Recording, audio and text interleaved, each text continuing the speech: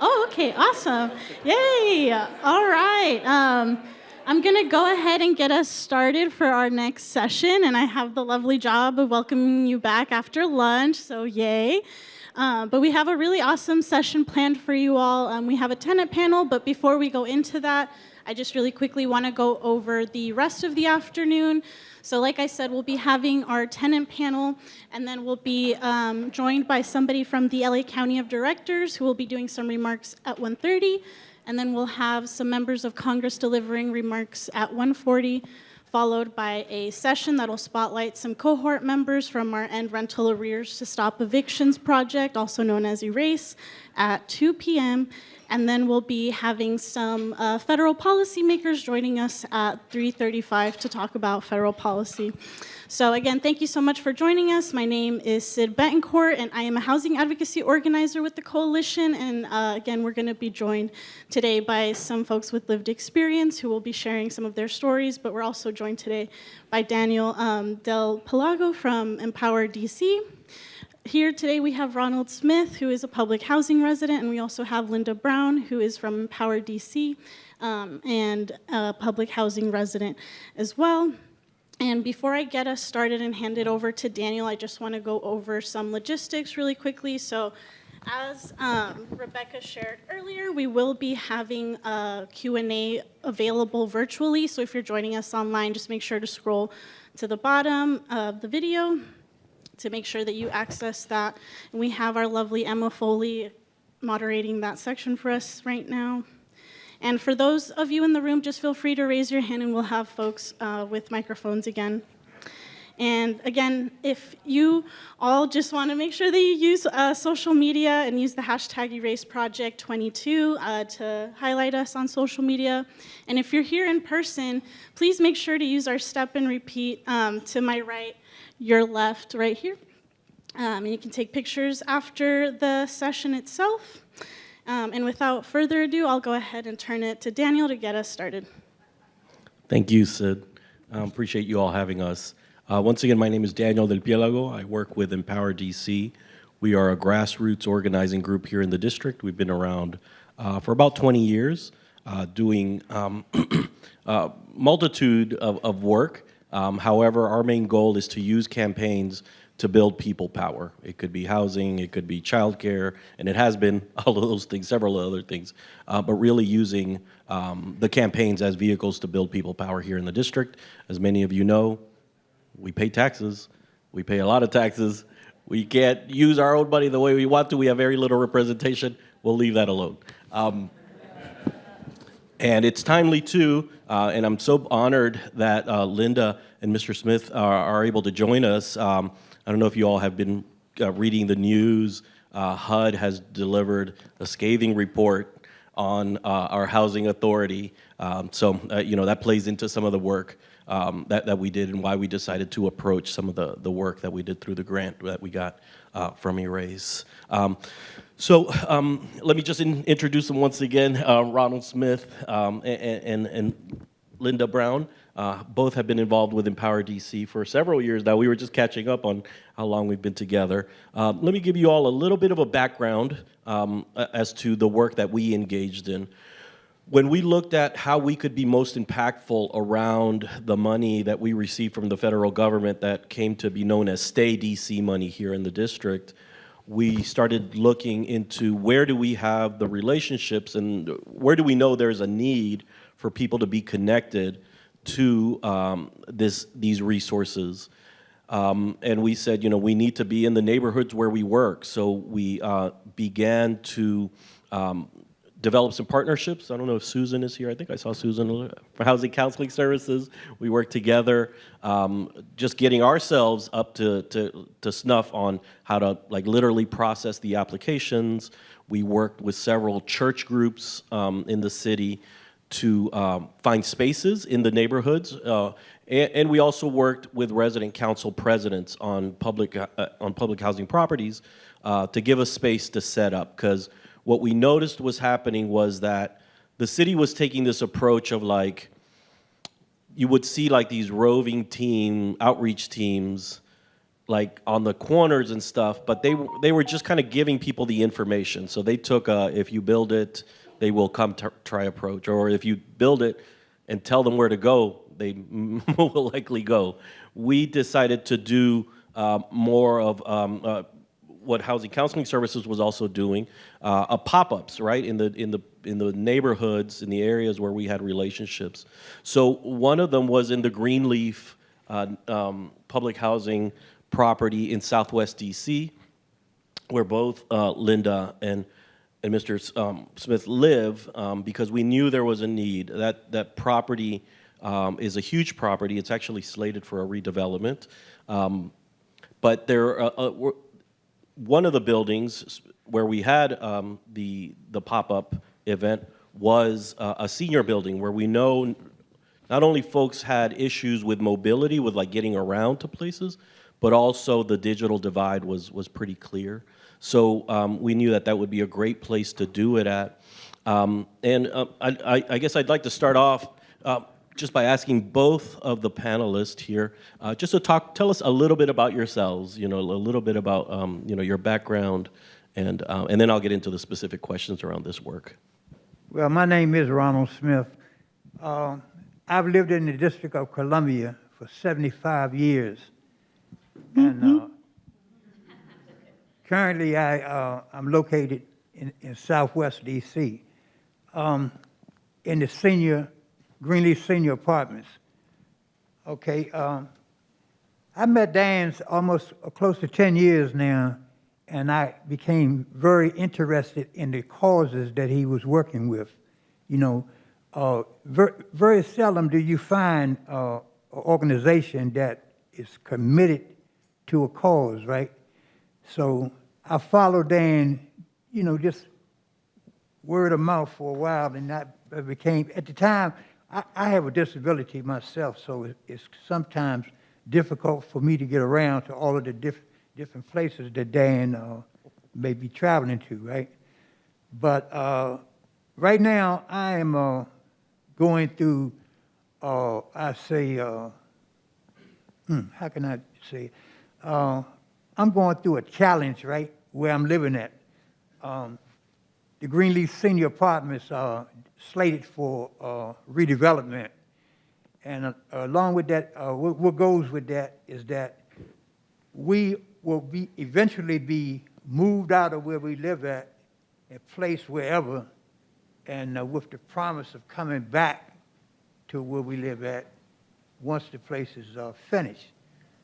But we've seen this promise at other places here in DC, where they make promises to the residents, and those promises fall through the cracks. Okay, so I guess the question in most of our minds, those of us that are living in these projects, what's going to happen to me? Where will I go? Where will I end up at, or whatever? So I've been on a waiting list myself with the Housing Authority here in the District of Columbia since 2006, January 2006.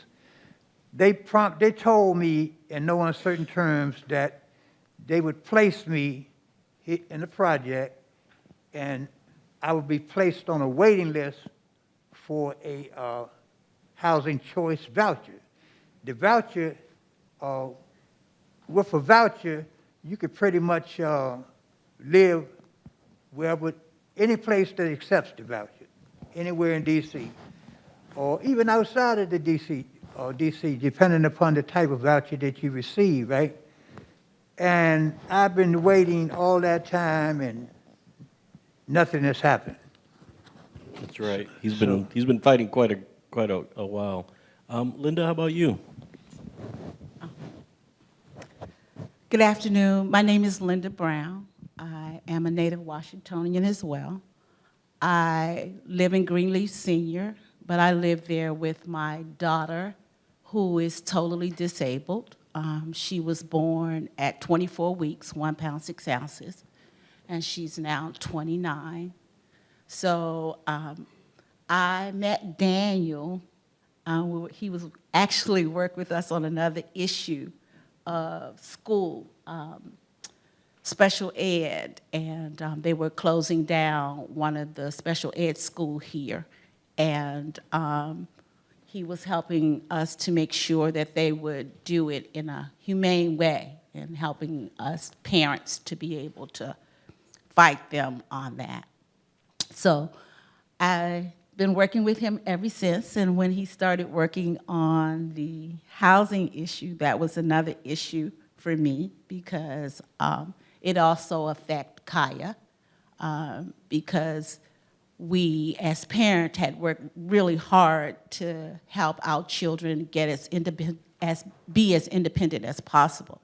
And then to make sure that if they decided to live on their own or need assistance, they would have somewhere to live and the rent that they could pay. So I've actually been working with that population for a while now. DC Public Schools, OZSI, and University Legal Services. I am a board member there with adults with disabilities. So when the pandemic hit and it was really challenging for us at Greenleaf because of outreach and not having as much information of how to proceed with those who were shut in. So Daniel really helped with that. I think that's a great point to make. You know, many folks were having a hard time just kind of, you know, literally getting around, right? And the unknown, and this was like right at the peak of COVID. So, you know, Linda, why was it important? I remember we were like, well, we think this is a good idea and it should work.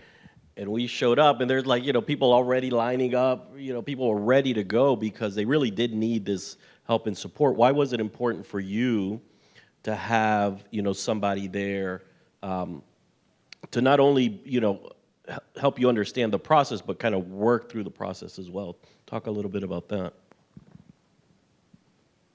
It was important to us because at that time, housing and health, they intersected. So there wasn't a lot of ability for me to get out and have that care for Kaya because Kaya has to have everything done for her. So I wasn't able to move around as much as I needed to because we weren't getting services that would be able to look after her while I was out. And so it was a lot of technology issues, not having internet and being able to connect in that way as well. So it was just a lot of things because of it was solely about me being able to be mobile and you coming to the complex really helped a lot because I was able to actually bring Kaya as well and be able to keep, you know, her safe with that. Yeah, no, and I think that's what we heard from a lot of the residents was some residents had even attempted to start the applications, but they got stuck with the technology at a certain point, like scanning a document, taking a picture, uploading it. Then, you know, one of the biggest issues that I laugh at because my parents deal with this too, is like remembering passwords. Like recovering passwords was one of the biggest things we had to do. But that, you know, that's part of the work, and it's important because otherwise the applications just get stuck and then nothing happens with them. Now, Mr. Smith, so we did such a great job here. Not we, Empower DC necessarily, just Empower DC, but as a city, we did so good in connecting people to the applications that the money actually ran out before we had thought. We had thought it was going to go through the end of the year, and in October of the last year, they were like, "Well, that's it. We're shutting the program down," and so we had to mobilize quickly to make sure that we tried to help as many folks as possible. you all came out to, you and your wife came out to the like literally the day before the applications were going to stop. Tell us about why it was so important to receive that kind of help. You came out to our Ivy City site. Yeah. Mike, You know, can you, the mic? what was, Bring your The mic up. microphone. oh, I'm sorry. Why it was so important to me was, we was at the last minute. There was such a need in the city for people that actually needed help, right? So when they came down with this Stay DC thing and announced that they had monies available for those that needed it to pay, say, gas bills that was behind, delinquent, their rent. The rent was the most important thing because, you know, we were in the midst of a pandemic as well as, you know, the time of year that we were, the season that we were in. It was cold outside and whatever like that. So I really didn't know where to turn, but then I thought about Dan. I saw Dan announcing that he had a office set up that we could come to if we got there before the deadline. Okay,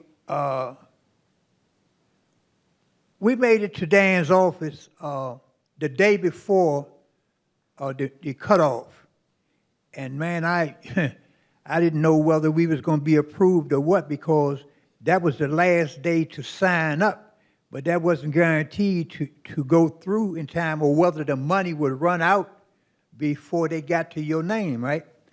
So Dan did a wonderful job. I got to give it to him and his, you know, co-workers or whatever. And they got us in the office. We had a lot of papers to be fill out as well as papers to be copied, right? A lot of things I was unfamiliar with. I'm not very up to date on the internet and different stuff like that, right? I haven't had much experience with dealing with what they say. What is the word that they use? Technology. Yeah, technology. So thanks to people like Dan, I know that I can always call him, and we'll meet, and he'll take me through the process. So to cut to the chase, I got my paperwork in and stuff like that, but again, there was no guarantee that I was going to get the money that I was asking for. But it came through. They gave me, they paid a month's rent for me and also paid my utilities for a month. And that was a great help to me, man, especially at the time that you know, the timing was just right. It was just right. And I was really impressed. I couldn't have done this without the assistance of Empower DC. I've tried through many other agencies that had committed themselves to assist, but they told me that they was either swamped or that they had closed up shop. So, you know, thank you, Dan, and thank Oh, thank you, thank you. Now that was, I mean, we were able to get, for both of you, we were able to get applications submitted and luckily processed without a hitch. But another problem that we noticed that we started hearing as we started doing this work, that's why it's so, for me, it's so important to continue speaking with the residents that we interfaced with, was especially public housing residents. We started hearing that I received my letter, I received the email, but my management office is saying we don't have the money, right? So one big problem that was happening in the district was in the fulfillment part end of it, the housing authority was just accepting big checks and not giving them to the individual residents. Talk to us a little bit about the issue you had, Mr. Smith. I know they were telling you, we don't see it. you know, as Dan stated, The microphone. Can you bring up the... I had been informed that my application had been accepted and approved and whatever like that. I even from DC Stay, as well as Empower DC. So now we're saying we come to a crossroad, whether to go ahead and pay the rent out of my own pocket, you know, and pray that housing or whoever it was would you know, reimburse me, give me my check once it came through. But I waited and I waited, and just as I was, because what happened, we have a management on site, and the manager was saying, well, Mr. Smith, we don't have anything showing that, you know, anybody has paid any money for you, or that you are actually, you know, going to receive a check from DC State. So, you know, you do what you have to do, right? But I would understand one thing, you know, if your rent isn't paid, right, then that goes against you as, you know, possible eviction at some point. So I'm not in the business of trying to, you know, live in the streets. So I got in touch with all my family and everybody, have them on standby that, hey, I may need you at some point. I may need you to help me with my rent and whatever like that. But then they told me that they received part of the money, but not all of it, right? So I got back in touch with Dan again, and Dan did what he had to do. He called, I don't know all of his contacts and whatever like that, but finally they sent the money through to pay my rent and whatever, and I was grateful for that. A lot of other people that didn't have anyone to contact, right? I just think about the many seniors, right, in this city that don't know about Empower DC. You know, I mean, Dan can only do but so much. His organization can only do but so much in terms of getting the message out. But they really need more informed persons in this city, right, that people can get out to. A lot of other people, just like me, don't know about social media or anything like that. So they fall through the cracks, you know, and my heart goes out to them, but I try to do my part. If Dan gives me information, I try to pass it on and whatever like that. But they need more assistance, not only for the seniors in the city, but people as well. You know, you have people in the nation's capital, which is the stronghold of this country, right? Living in the streets throughout winters and whatever. It was a lady that lived in the streets for some years under the bridge. And man, it broke my heart when I found out that lady froze to death. And I think about the many people out there, you know, that don't have anybody to turn to or nobody to ask questions or nobody to walk them through this process, right? So, I mean, they need more help here in the city, you know, if we're going to say that we are the strongest, that we're the head of this country, the nation's capital. So, well, that's right, and I think he brings up a really important point, especially for public housing residents who are already feeling a lot of eviction pressures, right, through redevelopments that are happening. I'm sure in your home states you're seeing a lot of this too, but in the district, they want to redevelop everything. They want to demolish and so-called replace folks. I know Linda worked with us a couple of summers ago doing a lot of this outreach. Talk to us, you know, in your neighborhood, there's like several public housing properties, you know, right next to each other, and we did events at each of those properties. Why do you think that was so important as you know, kind of getting the word out through the grapevine? Yes, DC is going through it's one of the nation's leading gentrification right now. And a lot of the properties that are being gentrified are public housing properties.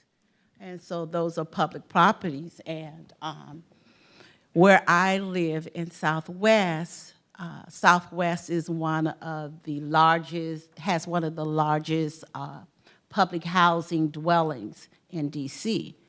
And so what is known as the comprehensive plan, that is a 20-year plan that the mayor of DC do. Every 20 years they have this plan and build. And so right now they are implementing that plan.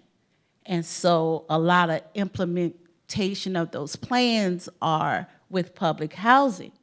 And so a lot of those developments have already been developed. So a lot of people have already been displaced.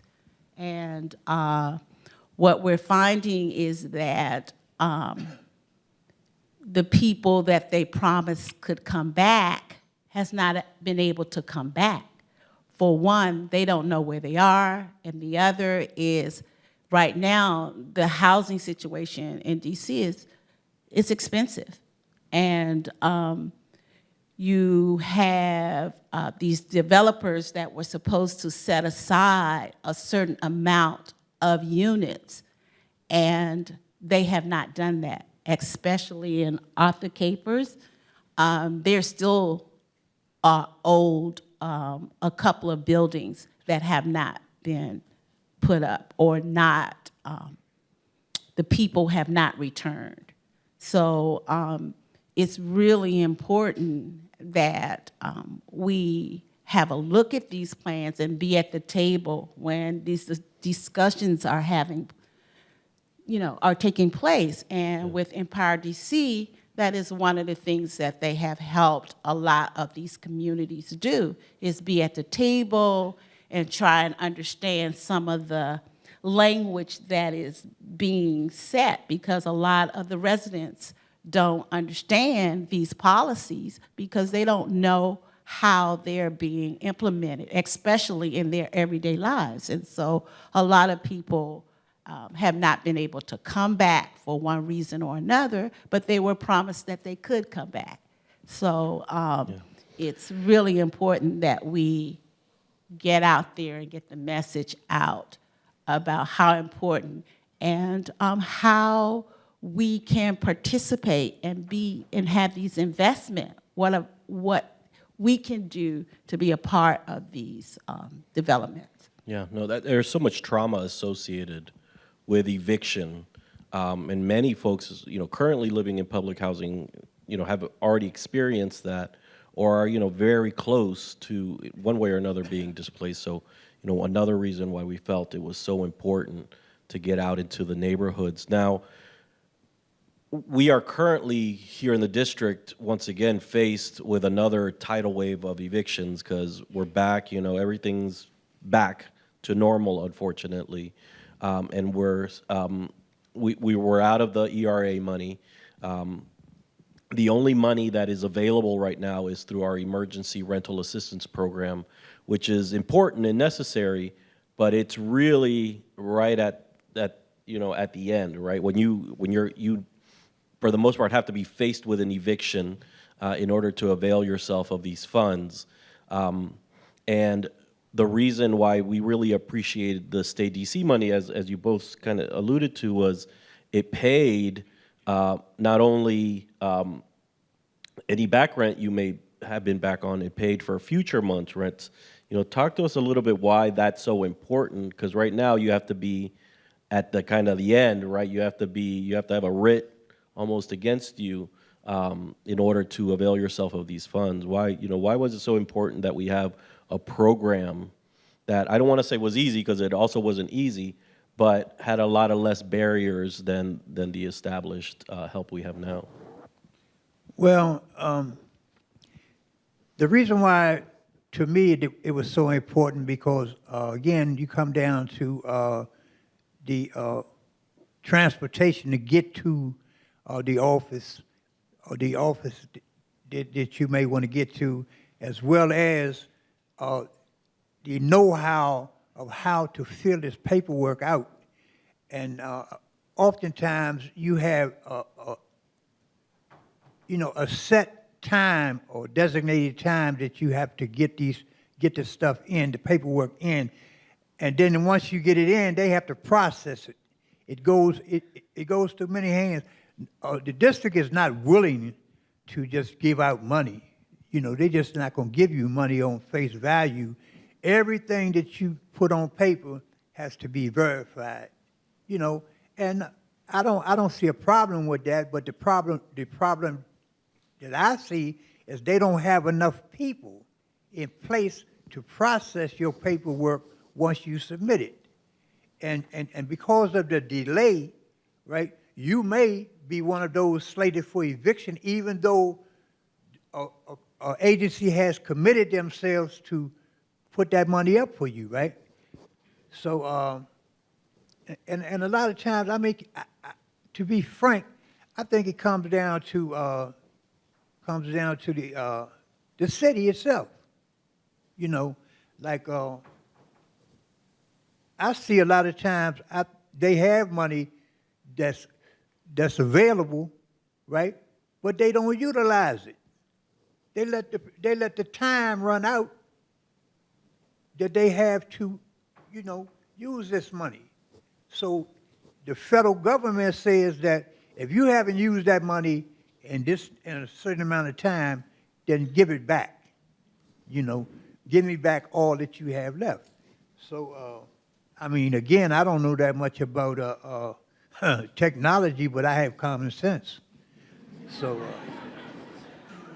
but a lot of people, don't have the information available to them that I do. That's right. No. Linda, any thoughts on, why is it so important to have such a, well, I think low barrier is unfair, but like a lesser barrier process for DC residents, especially for folks, like yourself who deal with the government quite a bit, your daughter who has a disability, all the education stuff, it can be a nightmare filling out applications and it turns people off. This was a little easier with self-attestations. Why is that so important for the communities that we work with? Because a lot of things have to be done in person. And we say that things have opened back up, but they really haven't. On the flip side of this technology is that, yes, you say a lot of people are in their office and you call and the phone ring and you leave messages, and yes, they're supposed to get back to you in a certain amount of time, but they don't. So you're actually waiting, and as Mr. Ronald said, is that, by that time, the evictions may be taking place, and you haven't heard from the people who are responsible for getting back to you.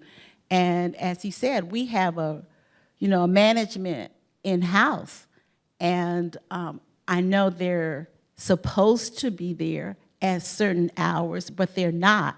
And so when they're not there and you need to have this conversation with them about processing your papers, it's difficult because you can't get to a person to actually know who is doing the processing. And so, and with me, a lot of times that is critical because so many things could have happened in between that time that I'm waiting on that process. So it's very important that, the process take place and it gets put in the system so you know. And because that stress is a lot on a parent or a senior just waiting or wondering whether or not it is your time, because your papers haven't been processed and you know that they're in the office because you sent them. And as I said, a lot of us don't have this technology to photograph and send it through a computer because we don't know. We don't know how to use it. And it is real important that you still manage to get some of that in-person contact. It's very important. So yes. Yeah, we've pivoted now in doing eviction work. So we are out there, along with other legal nonprofits in the district. We get the court lists, we get the eviction date list, and we'll go out to talk with folks. And one of the biggest things we hear is, yeah, I applied for ERAP, but I don't know what they're doing with the application, right? Or I don't know what I need to do to continue. So I think, once again, that's why for us, STAY was really a blessing in the sense that it was lower barrier.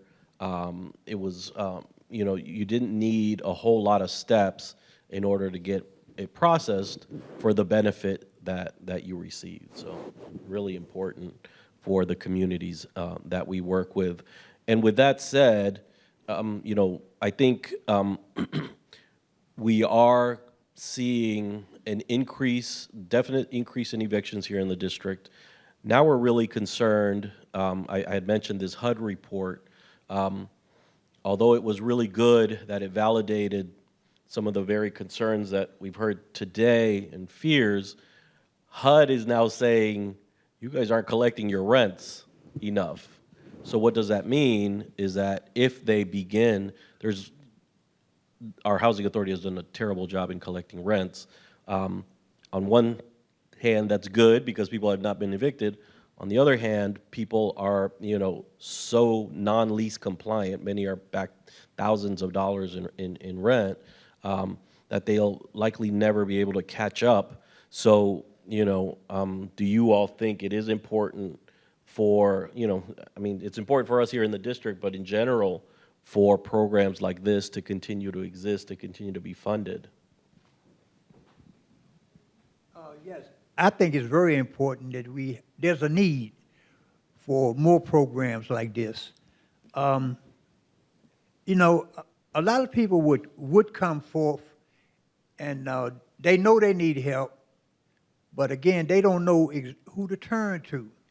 And a lot of people at the same time, it's a trust issue in a lot of cases. People are not willing to open their doors to outsiders, people they don't know anything about and whatever like that. They feel like it's an invasion upon their personal space or their personal information. They just don't want to give it out like that. So, but when you have an organization that's established and through word of mouth, they've heard a lot about Stay DC, right? And so therefore they say, well, where's Stay DC at? Where are they located? Because I want to get down there, right? Or either that or they don't have the transportation. Unfortunately, I guess it's probably everywhere, I don't know, in many other cities where you have so many handicapped people, right? And they just don't, it costs money. I mean, even if you're handicapped, you have to pay a fee, to get around from point, what's the name of that organization? The buses to pick people up? Metro Access. Okay, if you don't have you got to have exact money, right? If you don't have the money, you don't ride. So like, if it's a choice between eating or getting to where they need to go, I guess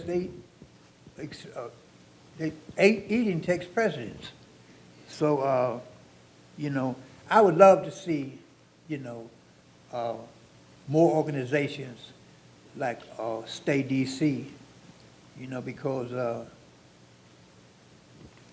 I'm a good listener, and I like to sit in and I like to listen to things that I think will benefit me as well as anybody else that I may pass the information on to, right? But again, a lot of people just don't trust people. They've been misled so much in their lives until they just don't, they just wait until the last minute or to go in to get help, or they just don't go at all. That's right. Linda, we're going to take some questions from the crowd if anybody has any, but any just last thoughts on why it's so important? It's important because people will always need some assistance, especially financial assistance. And it's not a question of if, it's a question of when. So to be able to have that agency or that place available is a need. It's a human need. And so, yeah, it's been important, and it will probably continue to be important. So, yes, I'm thankful it was there. Yes. Yeah, I mean, I love that point that you made, and we need to underscore that just and the shift in thinking that needs to happen, that it's not if, it's when, especially in cities like the district that are so expensive and so rapidly gentrifying. Oh, well, now I'll go ahead and pass it over to the audience. If you all have any questions, we can take them now, but I'll look in the room. I can't really see over there, so if y'all are raising your hand, make sure to stand up. But are there any online? Oh, I see one right there. If we can get one of our microphone runners to the front, please. Thank you. Hi, Ann Bacon from Iowa and Impact. Are you holding that for me? Okay. Full service. Just in case she has to take it, right? Just curious, you referenced Stay DC as a separate component than emergency rental assistance. Was that funded from a different source, or how did those two programs differ? So, yeah, the ERAP program is something that's been around for a while here in the district. It's local funding, if I'm not mistaken. Yeah. Now, when Stay DC wrapped up, some of that money did go into this past fiscal year, as I understand it. This year, I'm not 100% sure that there'll be any federal money in the ERAP program. So we'll just have the local funds in order for folks to avail themselves of that program. So, yeah. Do we have any other in person? We have one right there. We'll go ahead and take that one. Hi. Thank you for being here and providing your perspective. I'm curious if we're trying to co-locate information about rental assistance and on-site isn't an option for whatever reason, just due to the nature of the property, or where is the next best place that you're already going to go, or your neighbors are already going to go, that we can layer that information or that access? Where should we be to reach the most people, if not knocking on your door? I can take a shot. No, or why don't you go ahead, Mr. Well, they have a lot of local agencies throughout the District of Columbia, like UPO, that's the United Planning Organization. A lot of people go there because of the services that they offer. You know, UPO works not only with individuals, but they go through the school system. People, say young mothers, right? Young parents, if they that lack education or whatever like that, they have little programs set up where they can refer them. It's more or less an information think tank. They send people to different places like organizations to enroll them for GEDs, or the mothers to the WIC program, and so forth and on. But I would say UPO, or you know, they have I don't know them all. I know them by going by there, you know, but as far as actually knowing the names, I'm not really familiar with them. Yeah, I mean, the success, and so we just built off our relationships, right? As I mentioned, like on their property, we knew the resident council president. So I just called her and said, hey, we've got this opportunity. We have these resources. Would you like to be a pop-up site? And that's how we did it around the city. So we just use the existing relationships that we have. And as Mr. Smith says, we also partner with some other nonprofits in the city that have that reach. So they helped us to expand, these pop-ups that we were doing. Some of those last ones were all due to other organizations, saying, okay, you guys are going to have one then, okay, we'll send our people there, and then vice versa, because we certainly didn't have the capacity to help the need that was really out there. But yeah, just really building off our existing relationships was really important. Oh, excuse me, but the person asked the last question. And oftentimes, too, The local microphone, churches- Mr. Smith. I'm so Oh, I'm sorry. sorry. You're okay. I'm not used to using the mic. A lot of churches, right, is a good resource. You find that a lot of churches, the members, once you send the information, get the information through the church, then they can, on a Sunday or whatever day they may have available, time that is, to stand up and maybe a spokesperson within the church will make an announcement or make a copy of the organization that's willing to help them and put it on the board, right? So churches is a viable service in the communities also. And the school system. Counselors in the schools, they're really familiar with their families in the community. So that's a great way as well to reach out to the community. And then I'll quickly turn it to Emma Foley if there are any questions online before I go back to in-person. Sure. I will pose one from CJ O'Hara. They ask how, this is zooming out from ERA a little bit, but I think can be applied, which is, how do you think authentic participation or policy forming can be achieved rather than just advising or making public comments on decisions already formed? That's a tough question, but part of why we are a very small organization staff-wise,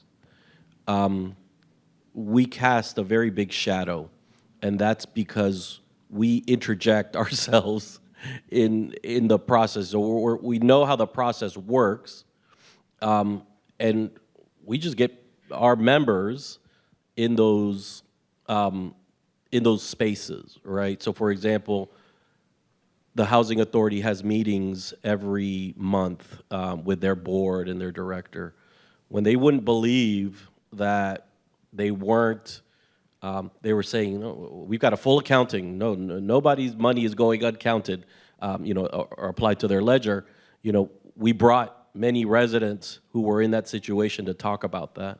So for us, really, it is just interjecting ourselves in the process, and making sure that we know important meetings, of course, always being in front of the city council.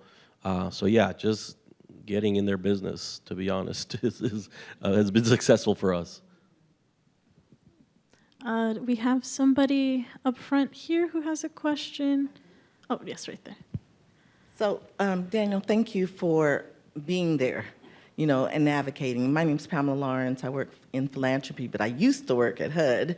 And everything that Mr. Smith and Ms. Smith are saying right now is really just heightening my stress in that, eviction's one thing, relocation is something else. And I know that you've been helping residents to really manage that, but residents have rights. And, there is a Uniform Relocation Act that everyone needs to really, like you, Daniel, because this is just, a huge document, get your hands around, or to get support from the HUD field office and others to help the residents to really activate their rights. Because, there are things that can happen to make sure you're protected, that you have housing, that you're not displaced, that you do have a right to return, and everything needs to be in writing, because so often people make promises and hug you and usher you out the door, but if you don't get it in writing, it's a hug, it's not a commitment. And so I would really suggest that you dig in around the Uniform Relocation Act for what's happening at Greenleaf to make certain that their rights are not taken from them. No, thank you for that. Yeah, we are aware of that, and we have used that, to advocate for residents. I think part of the issue here, and this is just what we've seen in practice, is that there is so much money to be made in a town like this of getting people off the property that, sometimes those things go out the window. And that's why we exist, to remember folks, to remind folks, no, you do have rights, right? But, capacity, the scope of the work that's happening can be overwhelming, but I totally agree with you. I think Mr. Smith, you wanted to add something. This is not just for the young lady from HUD, but I just want to throw this out there. Again, I've been in this city for 75 years, and up until the time I worked all the way until the time I was like 72, because I like to work. But nevertheless, one of the things we say that there's agencies out there that will help you, whatever, right? But now, HUD is one of those agencies that purportedly, is supposed to help the District of Columbia residents. I live in public housing, okay, so it came to a point in my life where I wanted to move on. I wanted to move on away from public housing and to just have an independent apartment or something of my own, right, before I leave this earth. Nevertheless, I applied for an apartment and I was approved. The only glitch was that HUD had said that if I locate an apartment, they would match me on as far as the rent, right? This is supposed to be, I don't have the legal documentation available right now, but it is available that if you find an apartment, I think it's under the tax exempt, some type of tax exempt thing. No, so I found an apartment over on First and Atlantic Street, Southeast. I went over there 5 days straight, every day, taking documentation down and whatever. The people accepted me, but HUD turned me down. The reasoning for turning me down was that, Mr. Smith, you already have somewhere to live. Our priority is the homeless, right? Okay, so I'm saying, so this was a joke, this was a game. All these years I've been sitting back waiting on a voucher. Well, all the time, at the end of the day, because I'm not homeless, I can't have a more decent place to live, right? Okay, so I say, well then, I asked the question, I say, so when will my name come up for a voucher? I'm sure no one sitting here today know how much time has been allocated for us to live. I don't know when I'm going to check out. I just want a decent place to live before I leave this earth, right? I'm not going to hold up anybody's time, but I'm just saying that, yeah, the information, the help may be there, but are they willing to extend their help? Yeah, that's a major problem that we see in the district in general, is just, what's on the book. I'm sure you all see it wherever you're from too, what's on the books and what actually happens.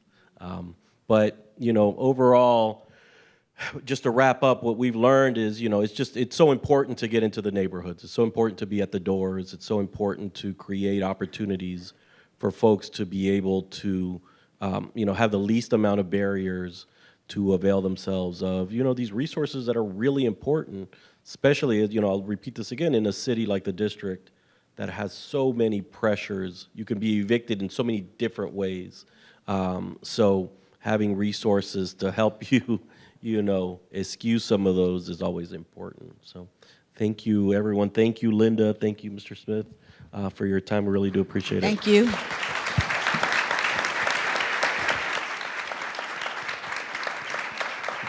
And I'll go ahead and pass it off to Sarah Gallagher for our next session.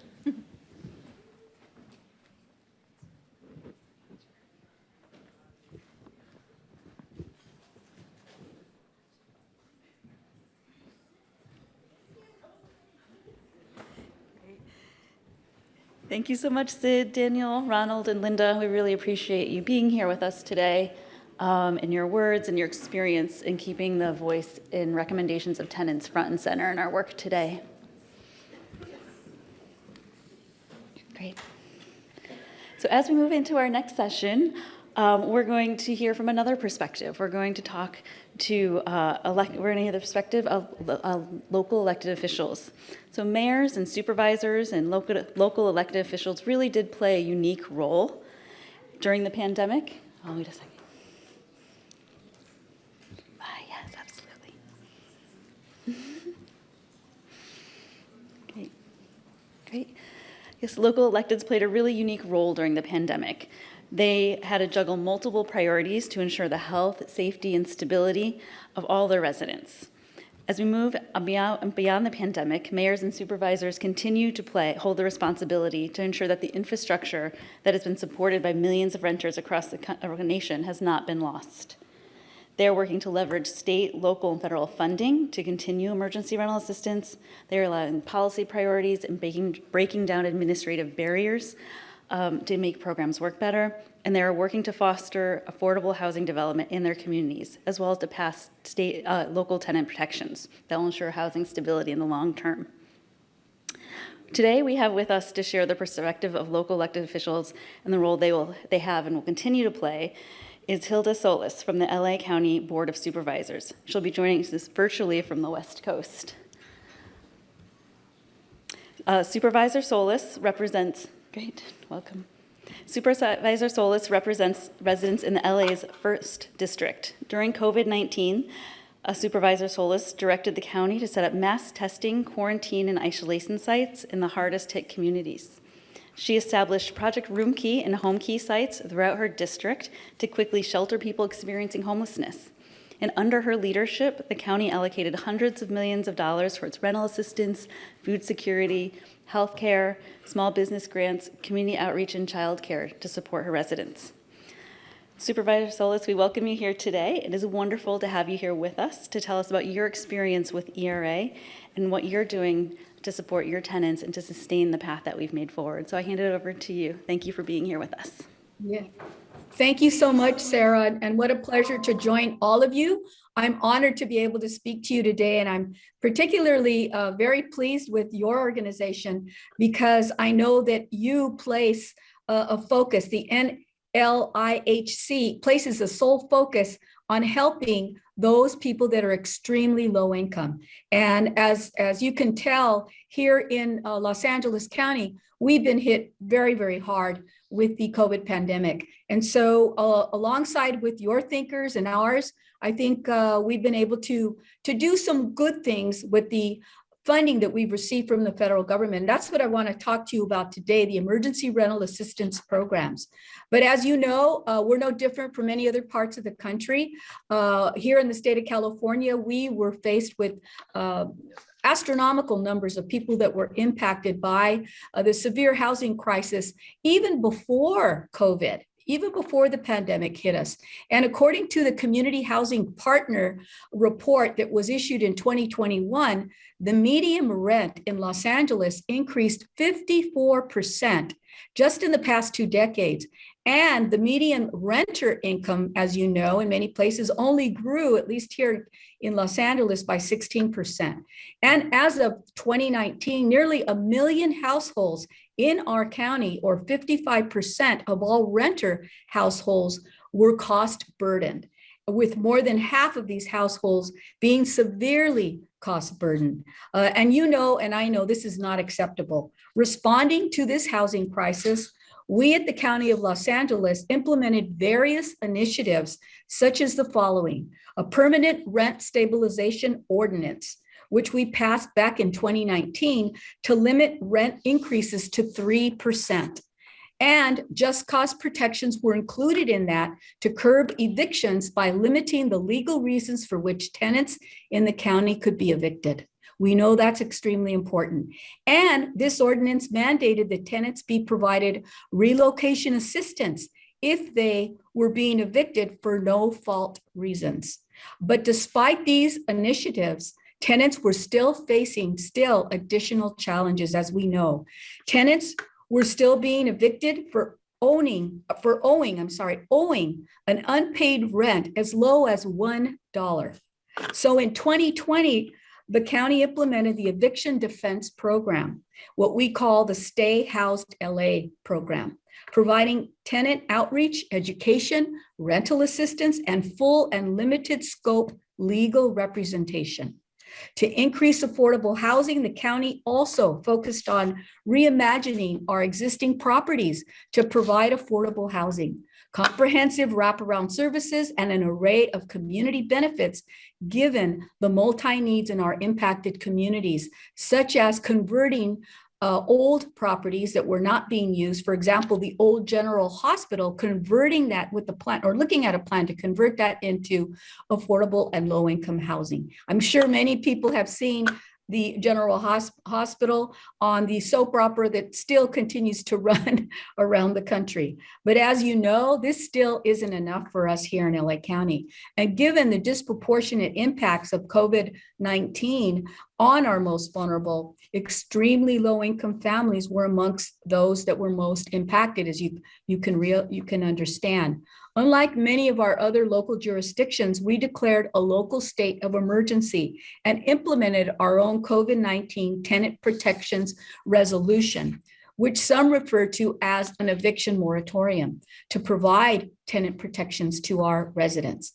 Our protections are actually still in place and will continue throughout the end of this year till December, providing tenants with the opportunity to recover financially.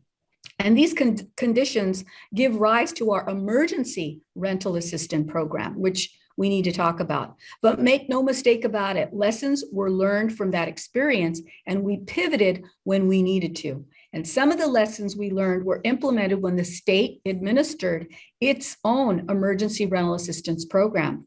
And we were happy to collaborate with the state on the program because it allowed us to be consistent across the County of Los Angeles, avoiding further confusion to both tenants and to landlords. And I'm pleased to share that through this joint effort with the state, we provided over $1.2 billion in rent relief and served well over 100,000 households in LA County alone.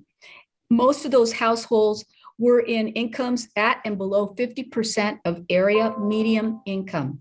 And this ensured housing stability, as you might know, and prevented more people from becoming homeless. On top of the emergency rental assistance program, the County of Los Angeles also launched the Stay Housed LA program to address the growing evictions piling up in our courthouses. This is the county's branded eviction defense program. But we didn't just stop there. We launched various anti-displacement initiatives to help address the increased corporate ownership of our county's housing stock, making units unaffordable to our renters. I initiated 2 pilot community land trust partnership programs. One was to fund acquisitions and rehabilitations of occupied properties. The other program was to convey Chapter 8 properties, these would be tax defaulted properties, for the creation of affordable housing. But now, as we see COVID cases coming down and with more of the population getting vaccinated and boosted, we anticipate that the COVID emergency tenant protections will eventually be lifted. But I know that recovery is going to take some time for many of our residents, especially here in LA County. And it is critical that we protect renters, including those experiencing homelessness, through various efforts, including strengthening our current permanent tenant protections. And we do not want to increase the number of households and persons living on the streets, quite frankly. So we know that back to a report that was issued in 2022, the Greater Los Angeles Homeless Count, our county on any given day has more than 69,000 people who are experiencing homelessness. And we saw in 2020 a 4.1 increase back then. From 2018 to 2020, that increase was almost 30%. The reason we were able to avoid a large number of people falling into homelessness during this pandemic is due in large part to the strong eviction protections that our county put in place. So in the effort of strengthening our permanent tenant protections, I also put forward a motion where we directed our county departments to draft ordinances that did the following: prohibit evictions due to non-payment if a tenant owes less than a certain monetary threshold based on a fair market rent for respectively their bedroom size established by HUD, and impose a temporary cap of 3% for rent increases through the end of 2023. Through this motion, we also asked our departments to return with a new ordinance to limit the way in which landlords may screen prospective tenants in an effort to remove barriers and biases in the screening process, such as eviction history. And we're working closely with the Keep LA Housed Coalition, a member of this year's Erase cohort, to help develop these policy ideas. And I want to commend them for that. Let me say that our Stay Housed LA program cemented many of our ERA aspects, such as rental assistance and community partnerships for outreach and education. They have been providing guiding principles in the recovery period. And the county is using our American Recovery Act funds to further assist our families with program elements from ERA.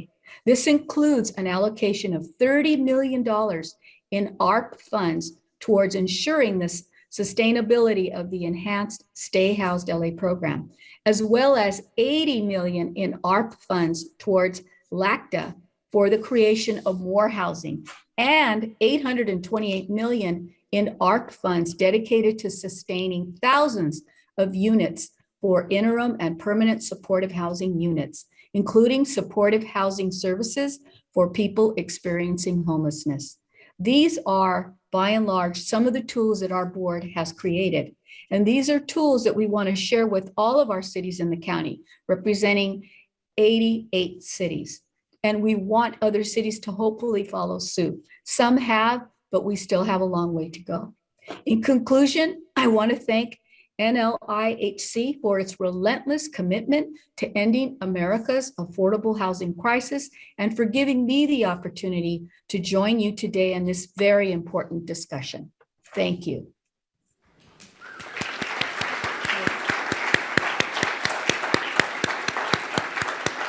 Great. Thank you, Supervisor Solis. Do you have a minute to answer a question or two?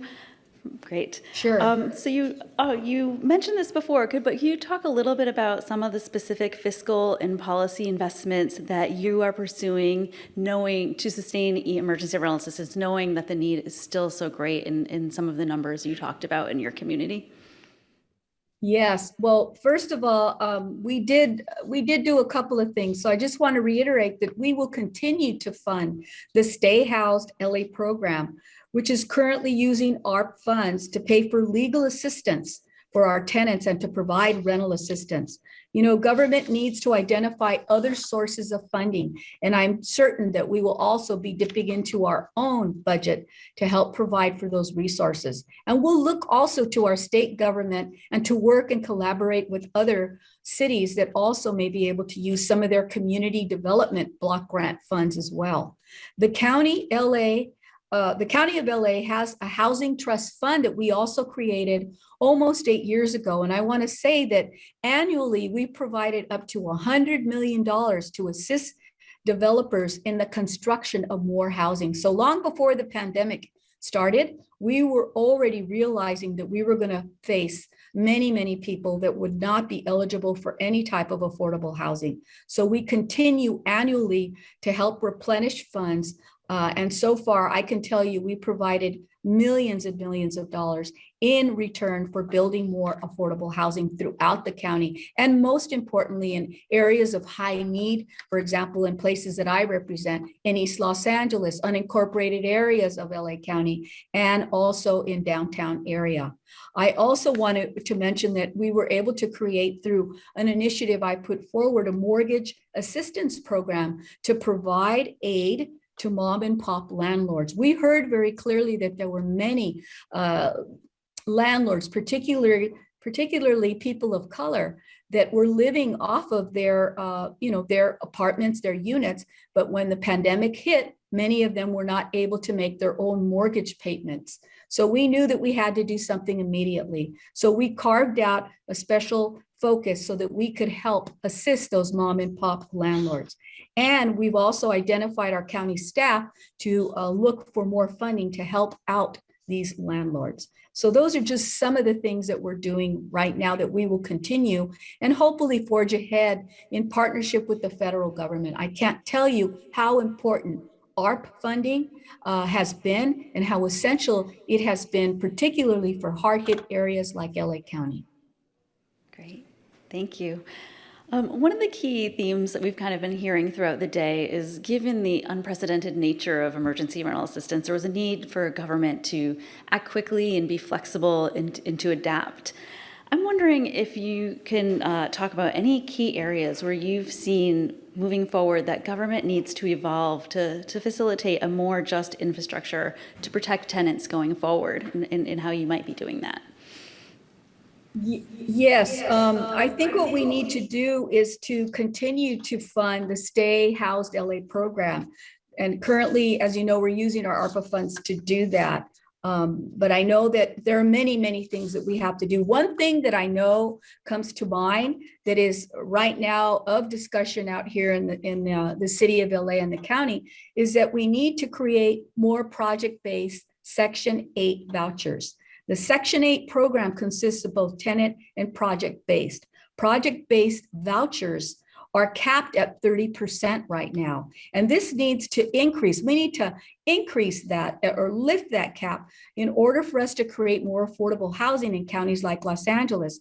And in fact, I have two projects, one that I mentioned already. This includes the old General Hospital, where I want to create up to 1,000 units and a good of housing units.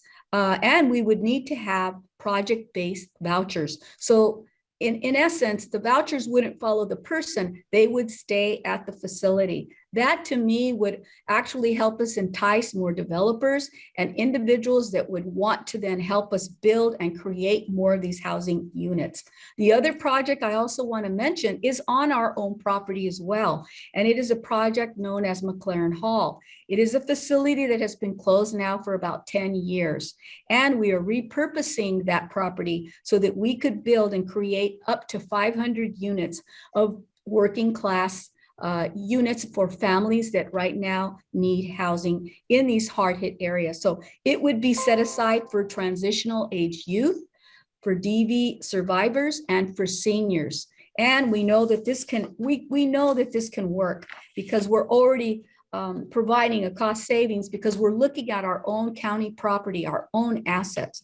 And then lastly, what I would also say, it's important for us to look at community land banking, to build community land trusts so that, for example, if we know that there are apartments, units where we have low-income individuals living currently, and perhaps the owner is losing the property, they went bankrupt, or they're trying to sell it, that we get engaged with our partners in the community to obtain the property and allow for the individuals who are current renters to be able to build assets and to be property owners for their own units. We've already developed this in 5 areas in the county, and it's a pilot effort, but I can see more and more opportunity for us to increase this potential. And we're also looking at how we can get our metro, our transportation authority, to likewise begin to do some of this land banking to help us acquire property and set it aside for affordable and low-income housing.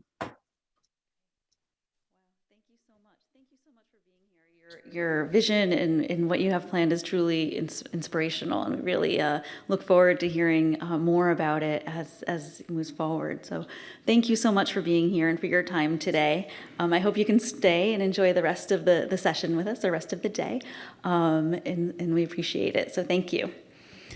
Thank you so much, and thank you. Yes. Thank you.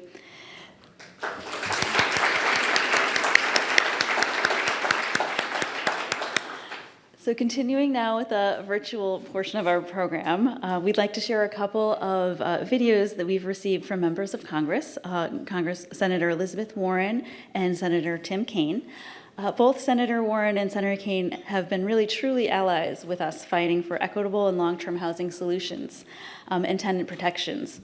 We really thank them for their leadership and their support in our efforts to achieve housing justice, and we thank them for being with us virtually here today with the videos they submitted. So please enjoy.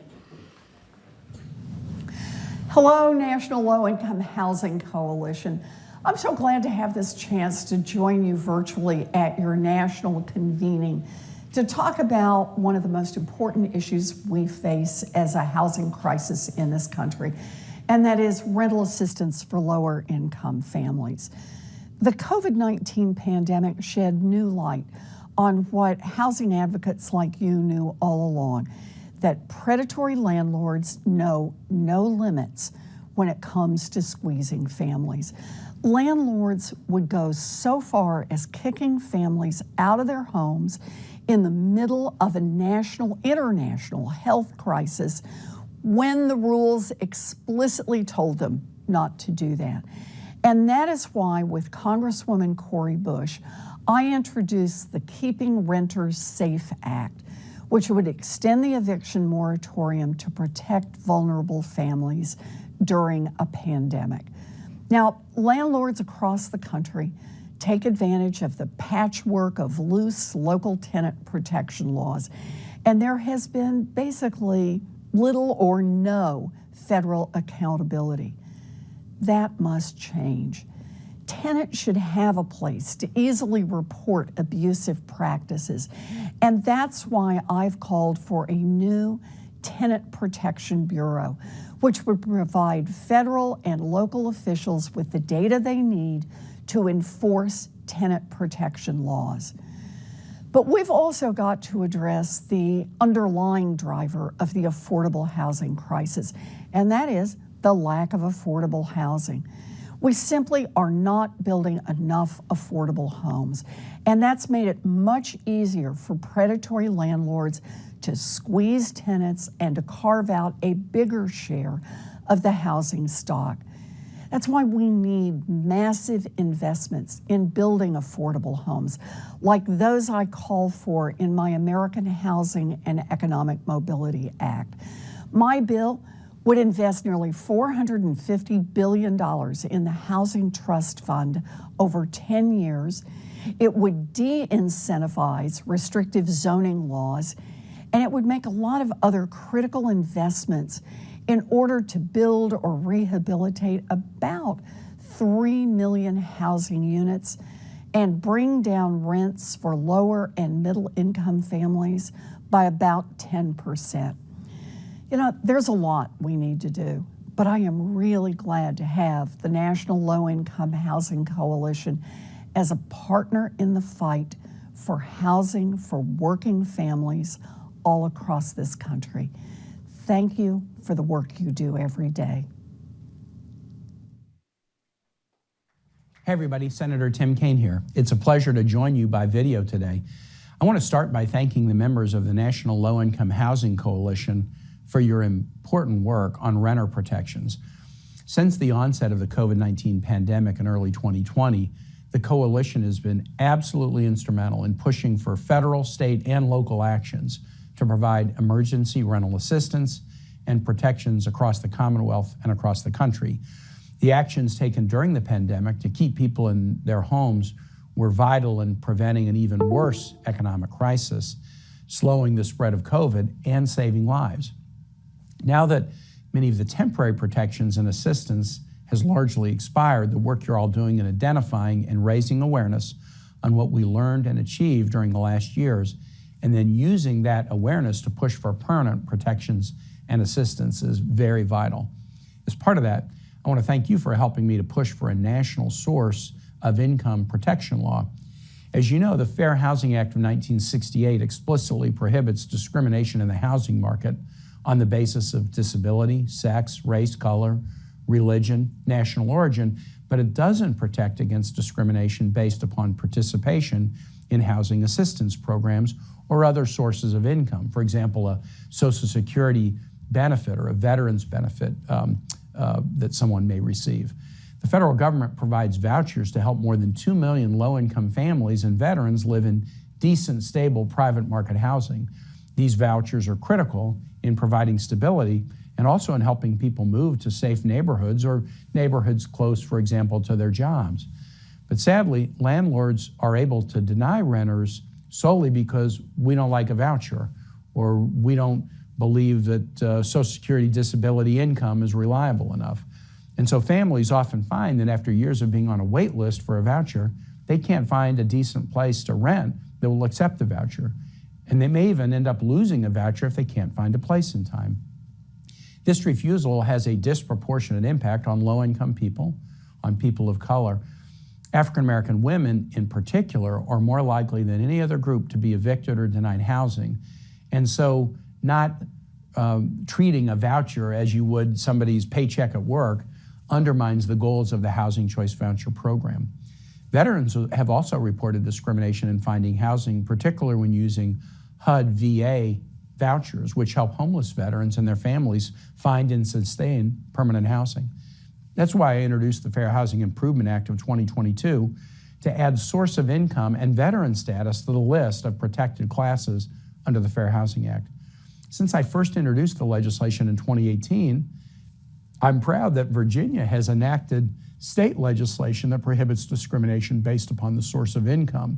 Other states, both states that are reliably Democratic, reliably Republican, and very competitive, have done so as well. So I'm grateful for the progress we've made in Virginia, but it's time for everyone nationwide to have these protections. Currently, only around half of all voucher recipients are protected by local and state source of income protections. The availability of a safe, affordable house is part of the American dream, and we should be working to see that the dream becomes a reality for each and every American. So thanks for the work you're doing on emergency rental assistance and renter protections, and for your support of this critical fair housing law that will make our families more able to find the housing that they deserve. Appreciate it.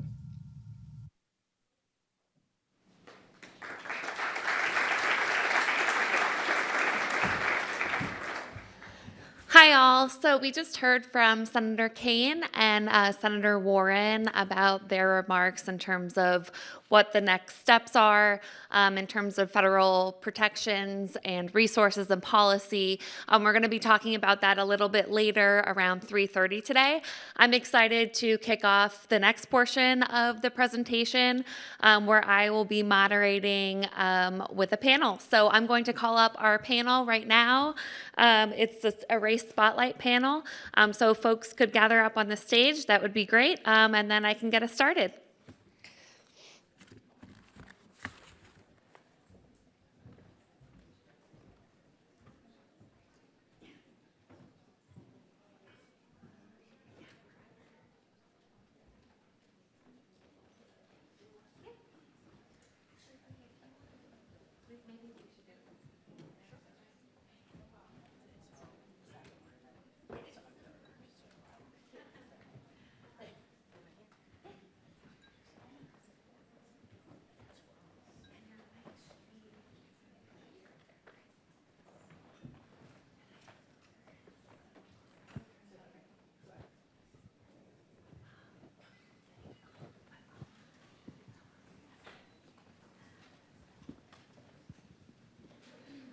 Hi, all, again. Thanks again for being here. Really excited to see you all in the room. And we have a lot of folks online, almost 1,000 online right now. So thank you, all of you, for streaming and listening in. Yes, Snaps, definitely. So my name is Tori Beret. I'm an Erase coordinator at the National Low Income Housing Coalition, and I'm really excited to moderate this session, which is Erase Spotlight, the innovative ways community-based organizations supported ERA. This panel will highlight the work of some of our Erase cohort members over the last year and the impact they had on the equitable distribution of emergency rental assistance. With me today is Lee Patterson, Social Work Director at Richland Library, Tanya Myers-Phillips, Public Policy Advisor at United Community Housing Coalition, Susan Jacob, Program Director at Housing Counseling Services, and Aaron Hahn, Research Analyst at Texas Housers. Before I turn it over to the presenters, I'm just going to share a little bit about NLHC's End Rental Arrears to Stop Evictions cohort, which was a group of 38 state and local nonprofit partners in 30 states and DC. They've been working over the past year to conduct on-the-ground partnership and development, capacity building, outreach and education, policy reform, and systems change to ensure that ERA funds reach renters and small landlords with the greatest need for assistance, especially Black, Indigenous, and people of color, and other marginalized people and communities, and to build support for long-term housing solutions. NLIHC convened their race cohort through biweekly working group calls, which provided a space for participants to engage in real-time problem solving and peer support. Cohort partners focused on 3 key elements related to ERA: visibility, accessibility, and prevention. This included conducting equitable and robust marketing and outreach efforts to ensure that all landlords, low-income renters, and those already experiencing homelessness due to housing loss knew about the ERA program and how to access it in their community, supporting equitable access to and disbursement of financial support to landlords and tenants by ensuring an accessible, streamlined, and low-barrier ERA application process, and ensuring holistic, responsive interventions at all intersection points, such as state and local courts, to prevent evictions, housing displacement, and homelessness. Now, I'm going to turn it over to Lee Patterson, who will describe their efforts to make ERA more visible and accessible to folks in Richland, South Carolina. Thanks, Lee. Thank you. Here's the clicker. Oh, I get that. Yes. Okay. So I'm going to tell you a story about how the library got involved doing emergency rental assistance. I meant to say, I will start off by telling you that I talk really fast. I know that. My best friend told me she had to learn to listen fast, so good luck with that. Or just tell me to slow down. Thank you for warning us. So before I dive in, one of the questions that we get asked a lot is why are social workers in libraries? And so this is my claim to fame. This is a picture that I tweeted out the last day of open enrollment in 2014 of our library doing how I got there. So we had a grant to invite us to figure out how do we inform an entire community on something as massive as the Affordable Care Act. And so this is how we got started with social workers walking into a library. And so through that, I was able to build a team. There's a team of 5 of us. And one of the things that we learned, which is important for our race work, is how important it is that people know who they're seeing. So unfortunately, our library sent out flyers with my picture on it to every household who had water. But that's what we learned. People wanted to know who they're going to, who they're getting their information from. Are they here? If I see them in the grocery store, will they know who I am? Will I know who they are? And so that's kind of how our work got started over the course of the beginning in 2013. We started sharing information. We've been doing that since the beginning. So Richland County had a historic flood many, many years ago, and we invited FEMA to be in our libraries, which according to FEMA, that was the first time they got to be inside a building. They usually are outside in tents and other really crazy places. So we are all about sharing information, which rental assistance has become part of that. And then completing applications. Since the beginning, our work has been around doing resources, referrals, and applications for any number of agencies or community programs. So it's a generalist practice. We don't specialize in any particular one thing. And so we've been doing applications since the beginning. So it made sense that last year, Richland County came to us and said, hey, we have $12 million and you have 14 library locations. Let's see if we can get involved. And I got an email from our chief operating officer telling me that Richland County wanted to talk, and silly sweet me thought, oh, great, they want to give us money to create a program to give out to renters, and oh, this is so beautiful, I'm so excited. That's not what they wanted. So we got to meet with them for our first training on Monday, March the 29th, and the ERAP program started April 5th. So we have a library location. Of course, we've got 14 locations, about 400 staff across those libraries. And so our social work department, which again is just the 5 of us, got to do a really big deep dive, like a 4-hour training with Richland County on what the program meant, how they wanted it to run, asked them 6,000 questions because we've been doing community work for a number of years. And then that program launched April 5th. And as someone who got engaged and married in 3 months, I thought I knew what a short engagement was, but this was a whole nother level. And so that means that we had a week to figure out how to get this work done, how to get to those 14 library locations, how to inform 14 library locations and 200 public-facing staff on rental assistance, on evictions, on people coming into your libraries in crisis who are going to say, I'm going to get evicted tomorrow, what do I do? How do we figure out how to do that work? And so that's what we kind of got started doing. That's what we've been doing for the last 18 months. I wanted to say that again, I have been doing this work since 2013 at our library. We started keeping data in 2015. I forget the number, but of all the clients that we have seen in the past 7 years, 30% of them have come in the last 30 months. So 18 months. I know I'm preaching to the choir and saying that we have been inundated and overwhelmed, but we have been inundated and overwhelmed.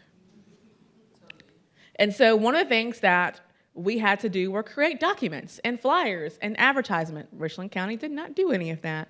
So anything that the community knew about how do I access this information, how do I upload it, where does it go, we created, including these fun little water-resistant packets of, so you can put your documents in it, you can keep track of all of it because there's so much paperwork involved.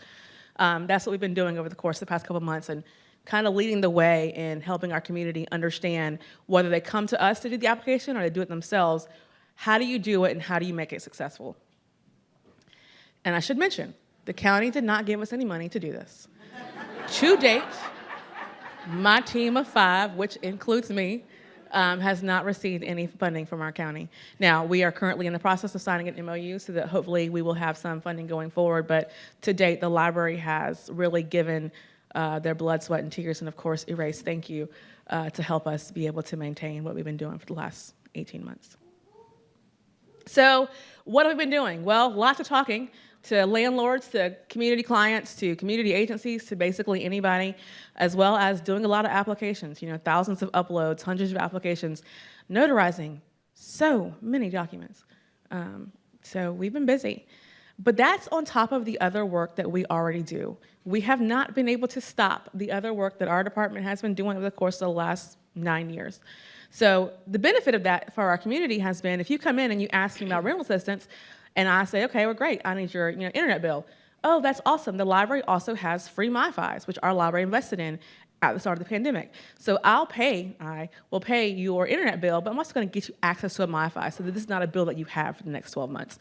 How can I help you get food stamps, or how can I help you find a food pantry close by? We've been able to help to do some case management with our clients over that time. So it's really been beneficial to them, but really busy for us. And it has not come without pain. There have been tears, there have been late nights. That picture of our Google Voice with the text messages and voicemails, that is on as of Friday morning when I did this live presentation. We are still in the weeds. That includes, lots of last-minute text messages being sent to our entire client database saying, hey, we got word at 8 this morning that the program closes at 5 o'clock today. So if you can get to us before 3, that'd be great. We can help you get application in. It's been quite an experience.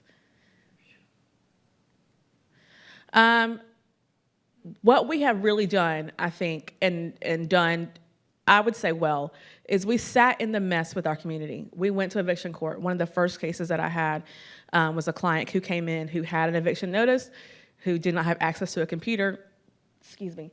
And so I told her, she was an elderly lady, and I said, okay, come back, I'll sit with you, we'll go to court together. I mean, I'm not an attorney, I can't advise you anything. The law in South Carolina is very simple, right? You're 5 days late, you can be evicted, but I'll at least be there with you. We advocated with landlords, so we put that face that landlords could say, okay, the government's giving me money, are you serious?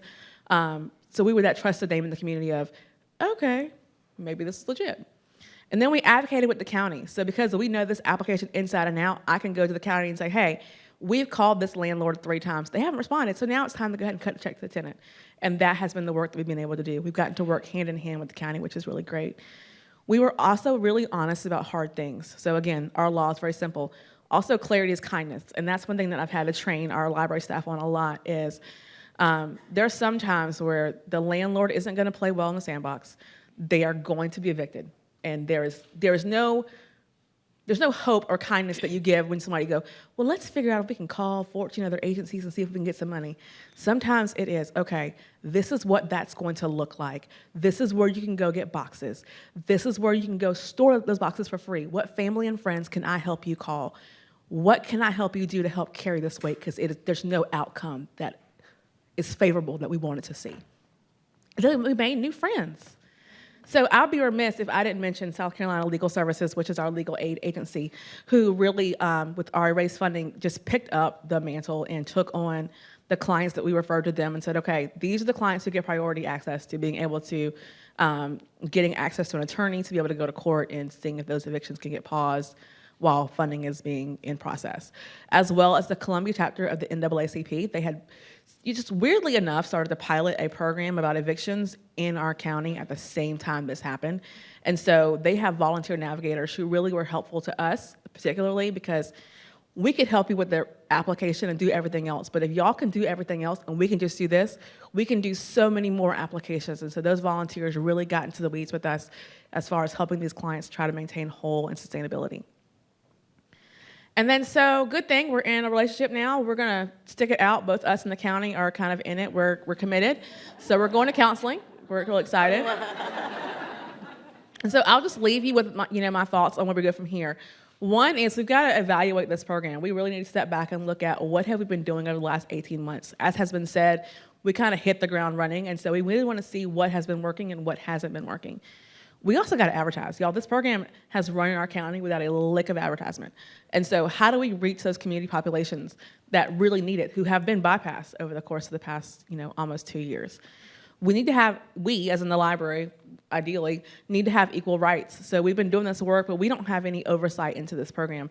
I don't control a single thing, but the clients keep coming back to me going, well, I didn't get it. You told me I should, but I didn't get it. And so how do I have some equal skin, I guess, in being able to say, okay, well, let me look at this application and say, this is right. And we can advocate on their behalf, but it'd be really great if we had a whole lot more weight than that. And then forming partnerships. And so the county is looking at doing this when ERASE or ERAP 2 comes around in January or whenever that funding comes down. But, how do they get out of giving out all this money and giving it to the agencies and letting the agencies do what they've been doing? And of course, being more than just the 5% at the library. And then lastly, transparency. How do we let the community know what this process is, what's going on? How do they know, where they fall in line? Are they eligible? Those kind of really fun and intense questions. And so that is us in the library, and thank you.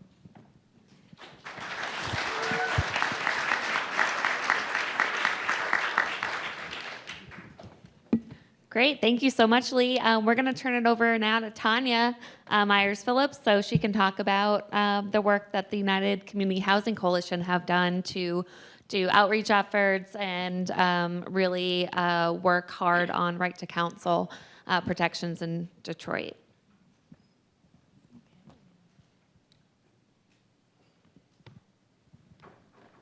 All right, well, good afternoon, everyone.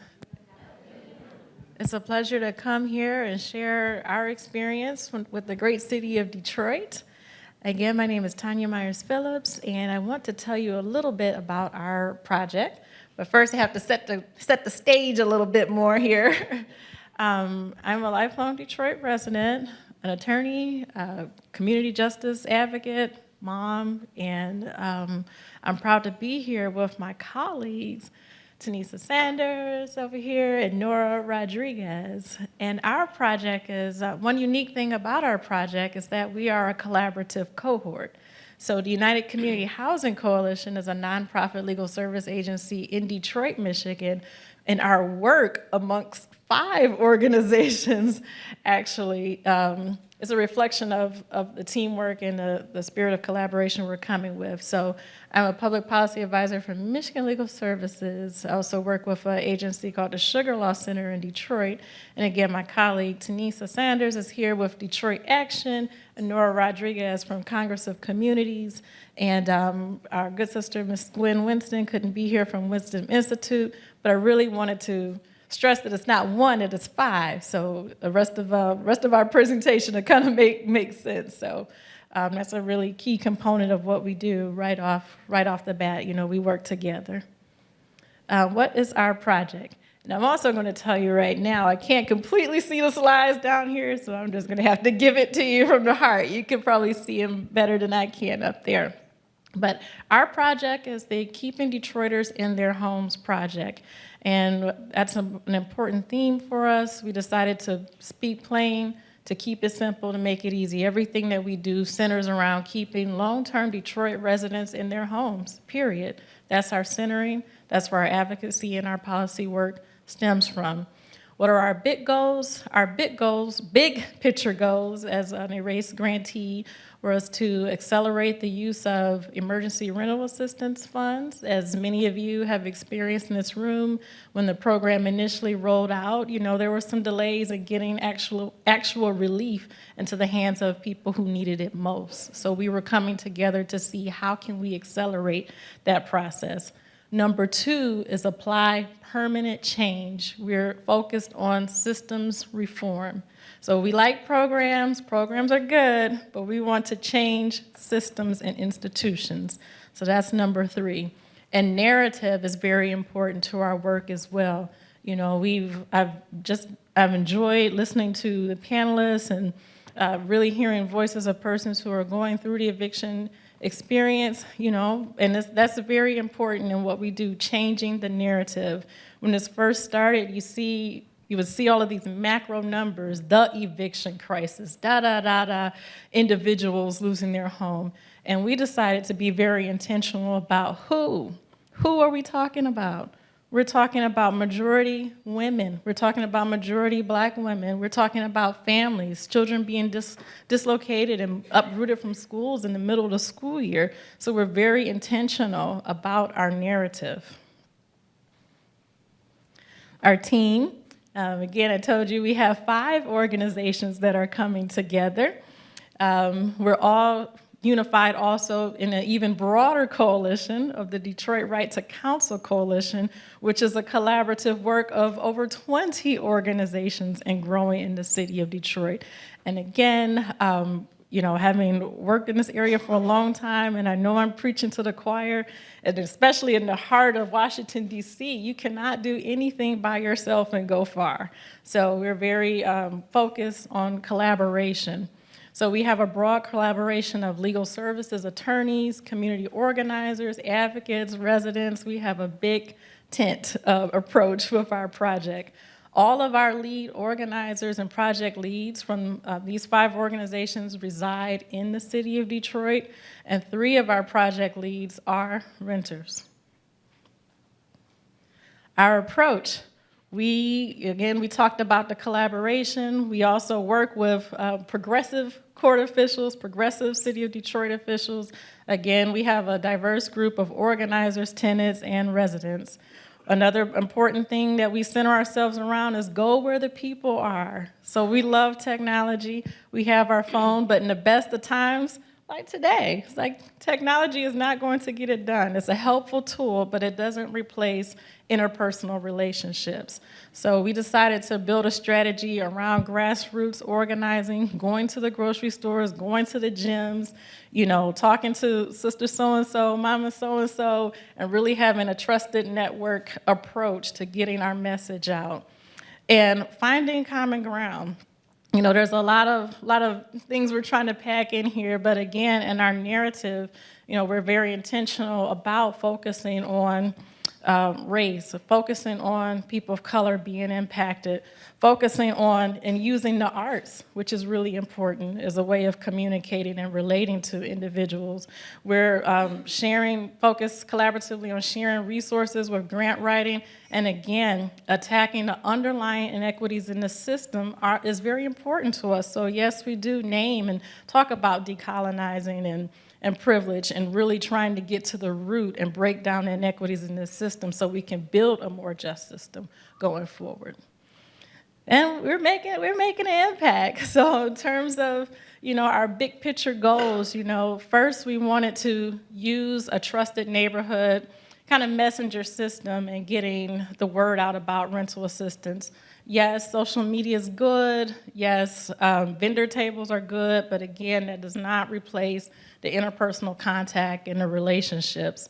And getting emergency rental assistance out, we developed different tiers, and one was, taking advantage of using court data. We did work with our local district court and developed a strategy where we would go door knocking. We would look at those who are most immediately impacted, those who either had a writ of eviction applied for. And in Michigan, that's when the landlord is saying, you're not quite at the last step, it's the next to last step, basically. And then we will also double back around for individuals who were at the last step. Default judgment, writ sign, without personal contact, there's going to be an eviction. And again, I want to acknowledge my friend Tanisa Saunders here, who helped knock thousands of doors over the past year. So thank you, T. United Community Housing Coalition is one of the 2 agencies that has permission from the state of Michigan to disperse rental assistance. We call it the SARA program, but it's essentially Emergency Rental Assistance Program. And in total, has dispersed about $48 million. And a lot of that is using that dual tracking system, doubling back around with the courts, looking at trusted neighborhood messaging, and just doing what we need to do to get the word out. So we're very proud of being able to increase the amount of rental assistance, we believe, as a result of just doing things to really touch people. Goal number 2, we're after permanent reform, systems reform, and we want permanent eviction prevention. There's a lot of times there's the narrative of if we can just get back to normal, we just have to get through this pandemic, then it will be just fine.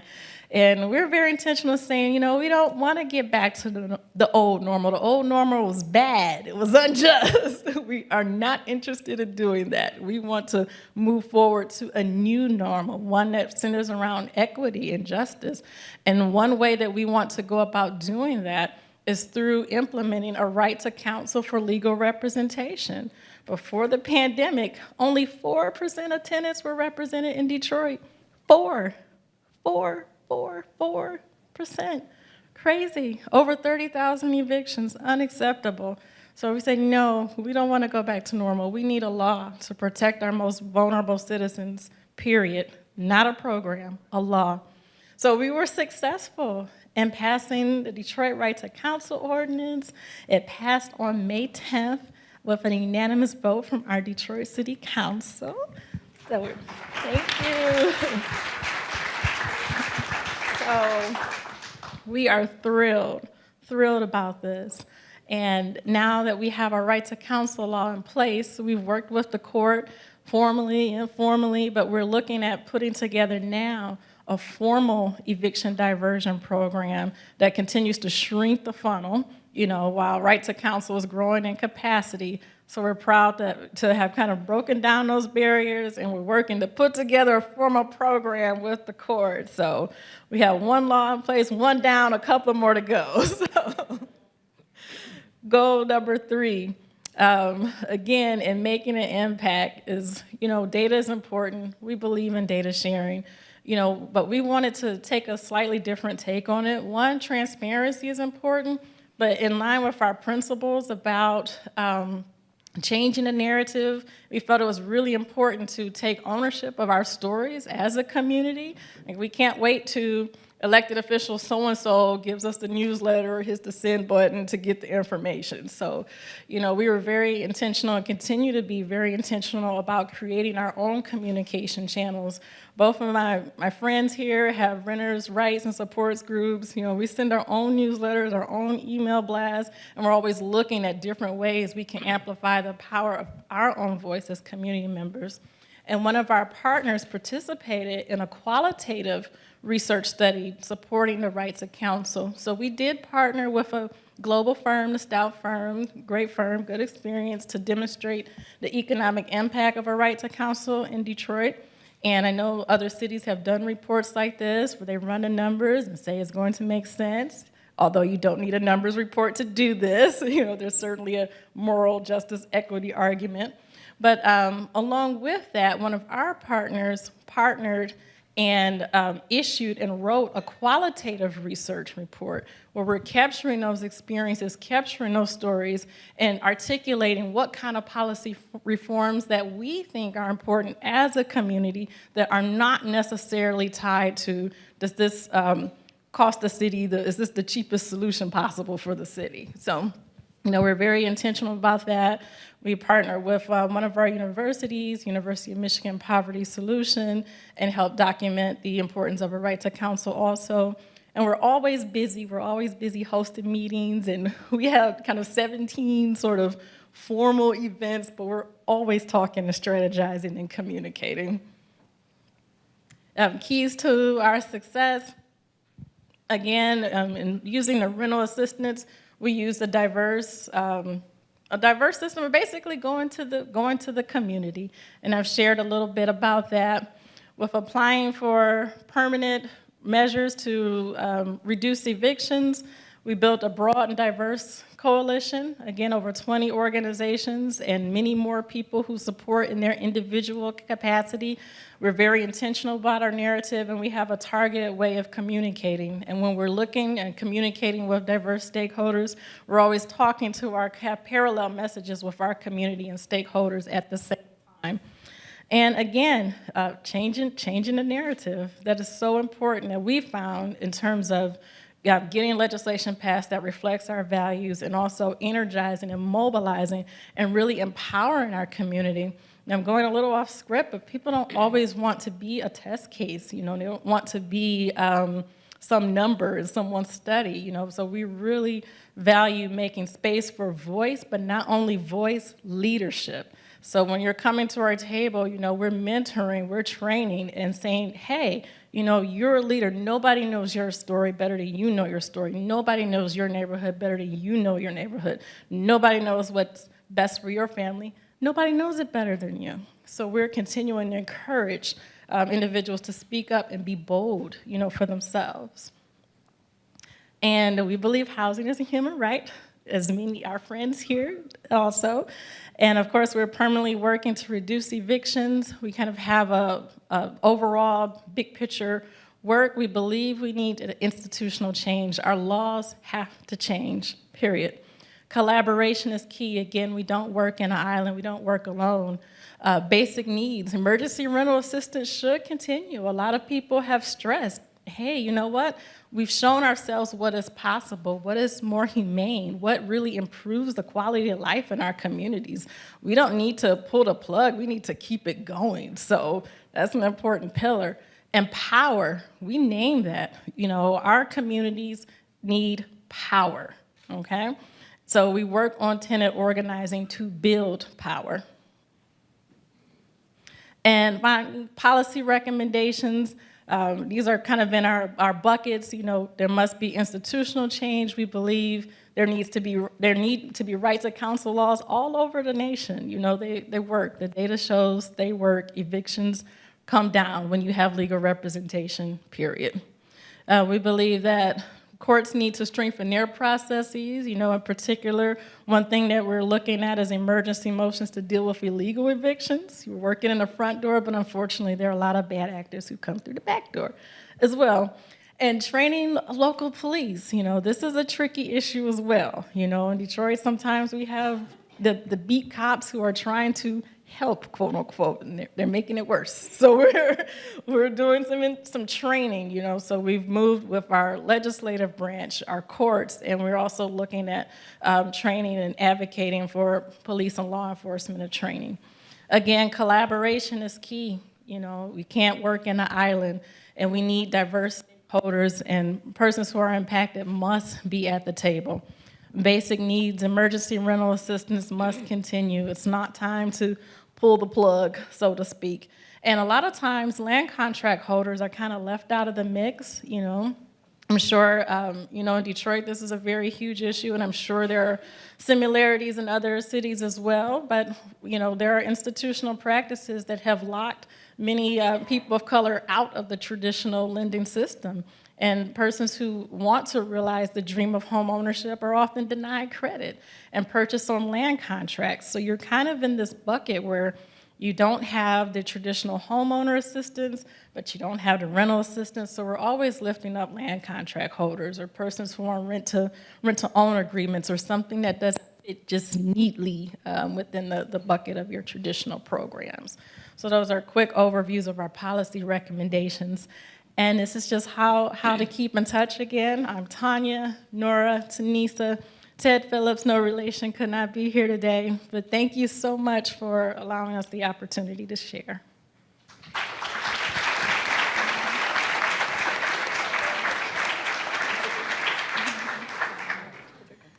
Thanks so much, Tanya. I'm going to turn it over to Susan, who is from Housing Counseling Services in DC, who's going to talk about how housing counselors showed up in the courts.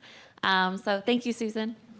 Good afternoon, everyone. I wanted to thank NLIHC for giving Housing Counseling Services the opportunity to be part of the Erase Prevention cohort, partly because they were the only funding we really had this last year to do this specific work. To try to build a framework for the courtroom. So I'm just going to talk very briefly about HCS. We are a local Washington, D.C. agency. We've been around since 1972, and we work on a gamut of housing issues, and I am the program director over our homelessness prevention program, which mainly works with D.C. residents who are either experiencing homelessness or about to become homeless through the eviction process. A little bit about evictions in DC, because we're actually a very unique city when it comes to evictions. It's a very formal legal process here. Your landlord cannot evict you because they want to, because they are saying that you're not a good tenant. They have to go through a legal process. And that's actually been a lifesaver for a lot of tenants, especially when the moratorium ended, because it just meant that landlords just couldn't all of a sudden say, hey, you know, 100 of my tenants who may not have paid rent over the last 2 years, it's time for you to leave. So just briefly, there's, you know, you have to have a 30-day notice, and then your court hearing is potentially scheduled 30 to 60 days out from that. So you have time to seek out the assistance and the help that you need in order to try to avoid this eviction. Also in DC, you can only be evicted for a legally valid reason, non-payment of rent, violating a lease term. But let's just say your landlord is like, well, I want to now sell this building and I want to try to get new tenants in. Nope, not allowed in DC. Tenants have the right to honestly purchase the place if they want to first. And if they don't, the new landlord becomes the new owner becomes your new landlord. So there are some really great protections here. So the program that we put together, well, let me just actually first sort of clear something up. So the program administrator for the ERA 1 and 2 funds is the District of Columbia's Department of Human Services. And we, as a local emergency rental assistance program, CBO, was tasked to assist in helping to get applications, people putting in applications for what we called the Stay DC program, or Stronger Together by Assisting You. So Daniel, who we worked with in Empower DC, mentioned some of this stuff earlier, so I won't go over it again, but the funds did end, and they have been over since December 2021. We did get some reallocated funds. Those went in like 30 minutes, basically, so we really were done with all of our money by the end of last year. And I want to say eviction moratoriums work because the program was able to successfully help people retain their homes while there was no threat of eviction. I mean, the psychological and mental impact that that has was taken away. And so people were able to apply. They were more focused. They didn't have to worry about all of these other issues because they knew that their housing was safe, at least for that moment. Just a snapshot of, I got this from the District of Columbia's Department of Human Services Stay DC website. It's some of the statistics. We basically got $350 million. We expended all of that. We distributed $165 million in rent. We did utilities, $97 million, and it was a very successful program for what it was supposed to do. We also assisted 13,555 unique households.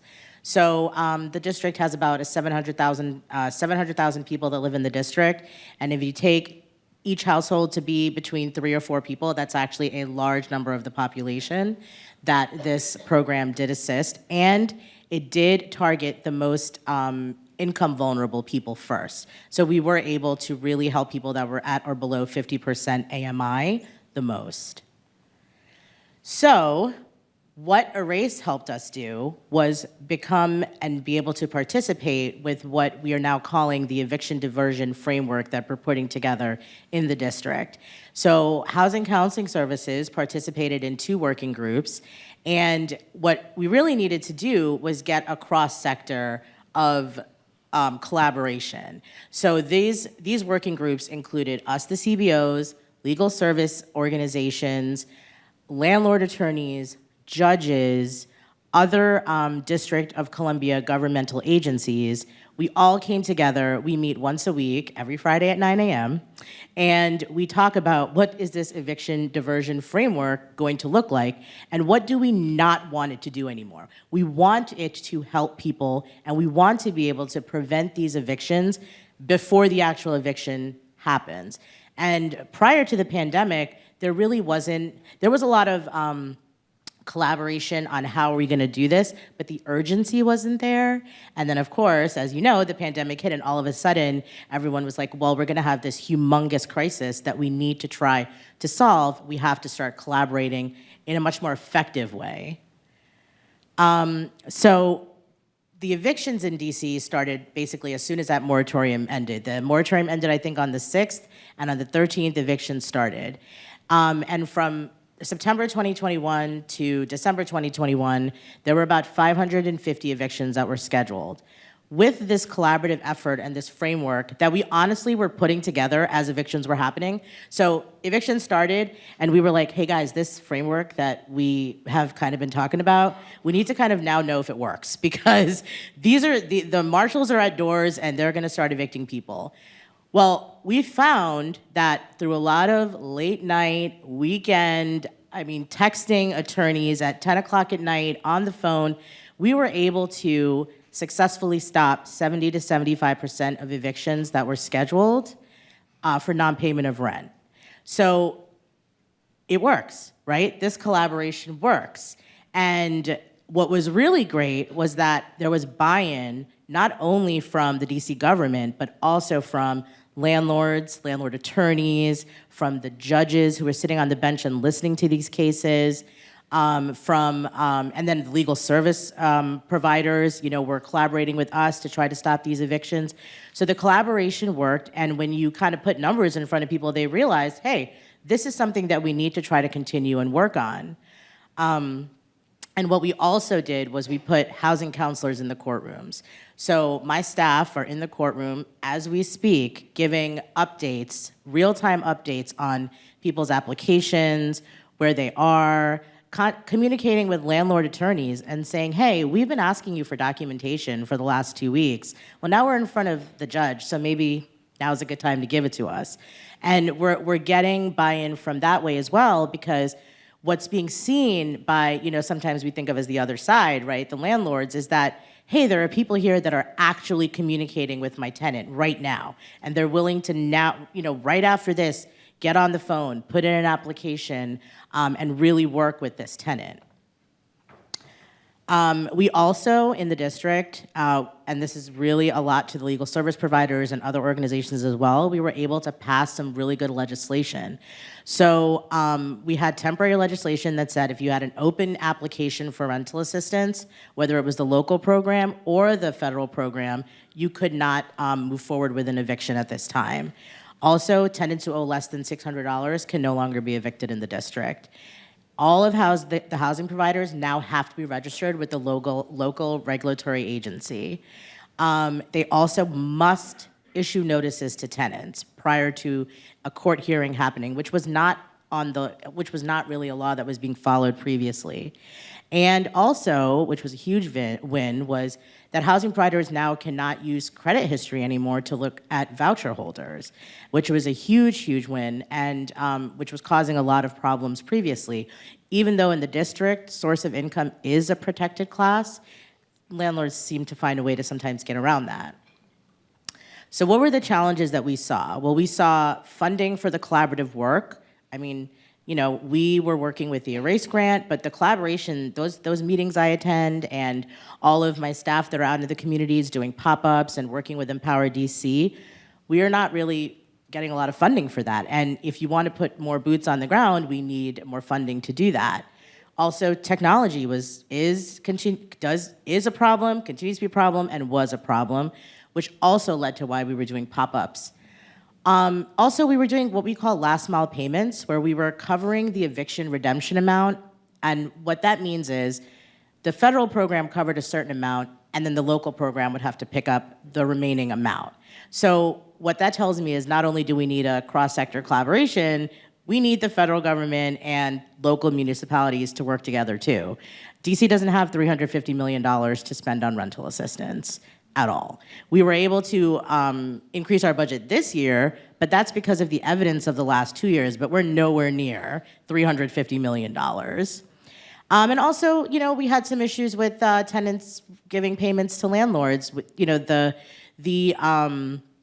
legislation did allow for tenants to receive payments, and sometimes they didn't quite make it into the landlord's pocket, and that's because we have to look at people's housing situations holistically, right?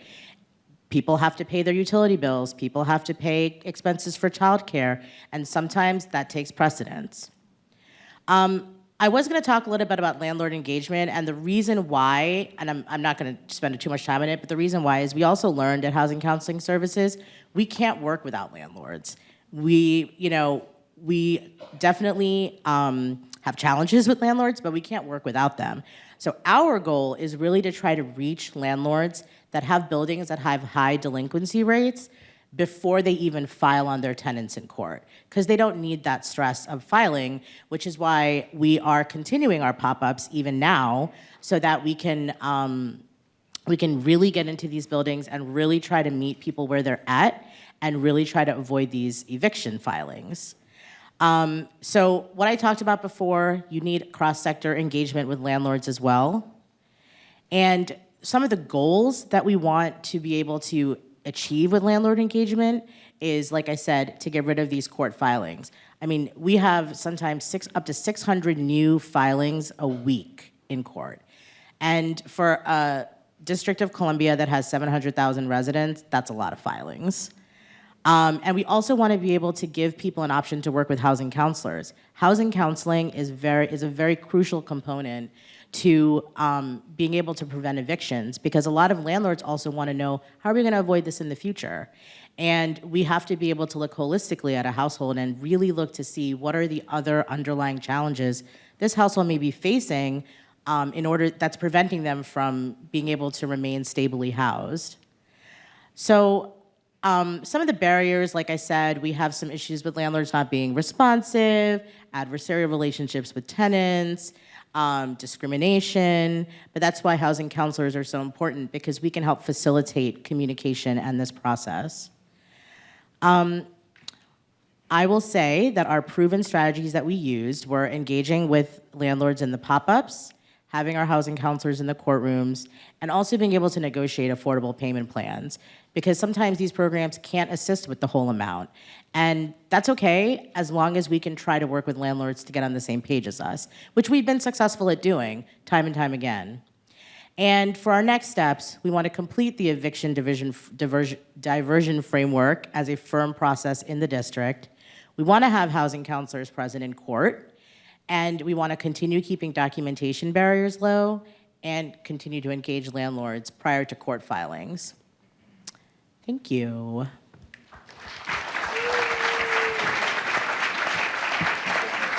Thank you, Susan.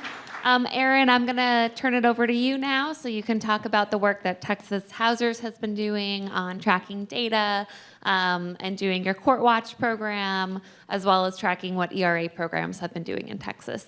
So thank you so much. Thanks, Tori, and hello, everyone, and thanks to NLHC for having me here today. My name is Erin Hahn. I am a researcher with Texas Housers, and we are a statewide nonprofit organization that supports a variety of affordable housing and tenants' rights initiatives across the state of Texas.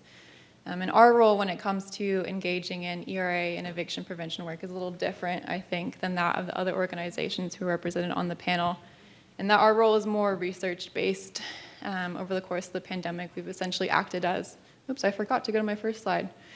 We've been acting as data watchdogs, monitoring the dispersal of the 38 ERA programs that operate in the state of Texas. And so we've been collecting data from ERA programs, and we've also been observing eviction court proceedings, which has allowed us to identify the ways through which tenants were falling through the cracks in the ERA system and being evicted before they could attain assistance. And we've used this insight to inform our advocacy for equitable ERA program practices, eviction court reforms, and tenants' rights laws over the past year in Texas.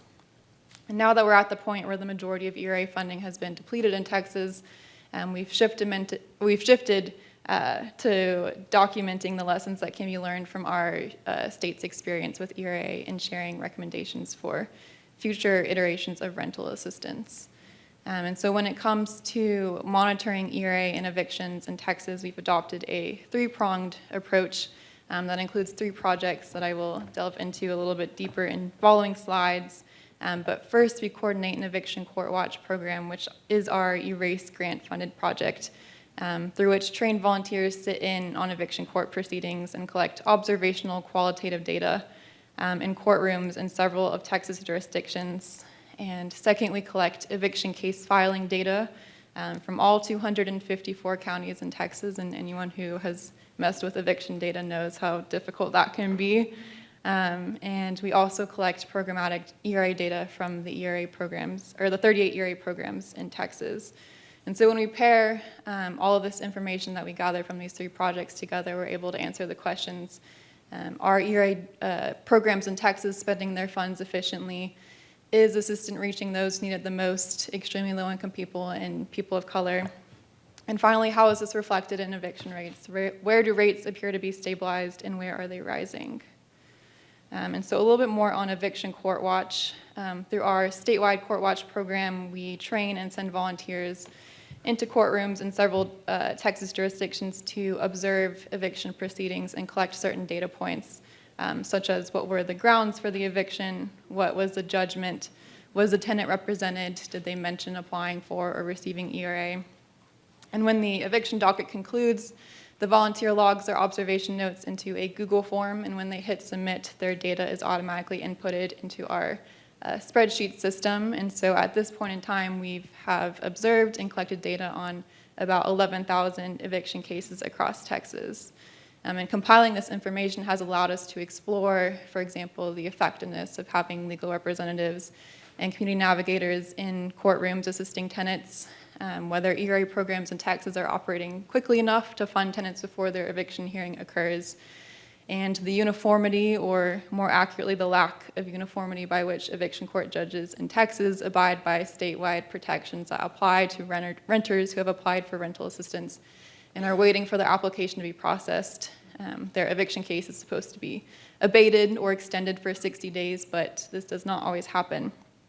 And so we use the knowledge that we gain from watching court to inform our conversations with ERA program administrators, eviction court judges, and local officials as to what needs to happen both in ERA programs and in the courts to ensure that ERA is functioning properly in diverting evictions. And switching gears now to our eviction and ERA tracking projects, which kind of go hand in hand. We collect eviction case filing data from the Office of Court Administration in Texas, which is a state agency that oversees eviction court judges. And we input these data into a dashboard on our website where users can select any county in Texas and find data about the county's eviction case filing rates over time, as you can see in the screenshot.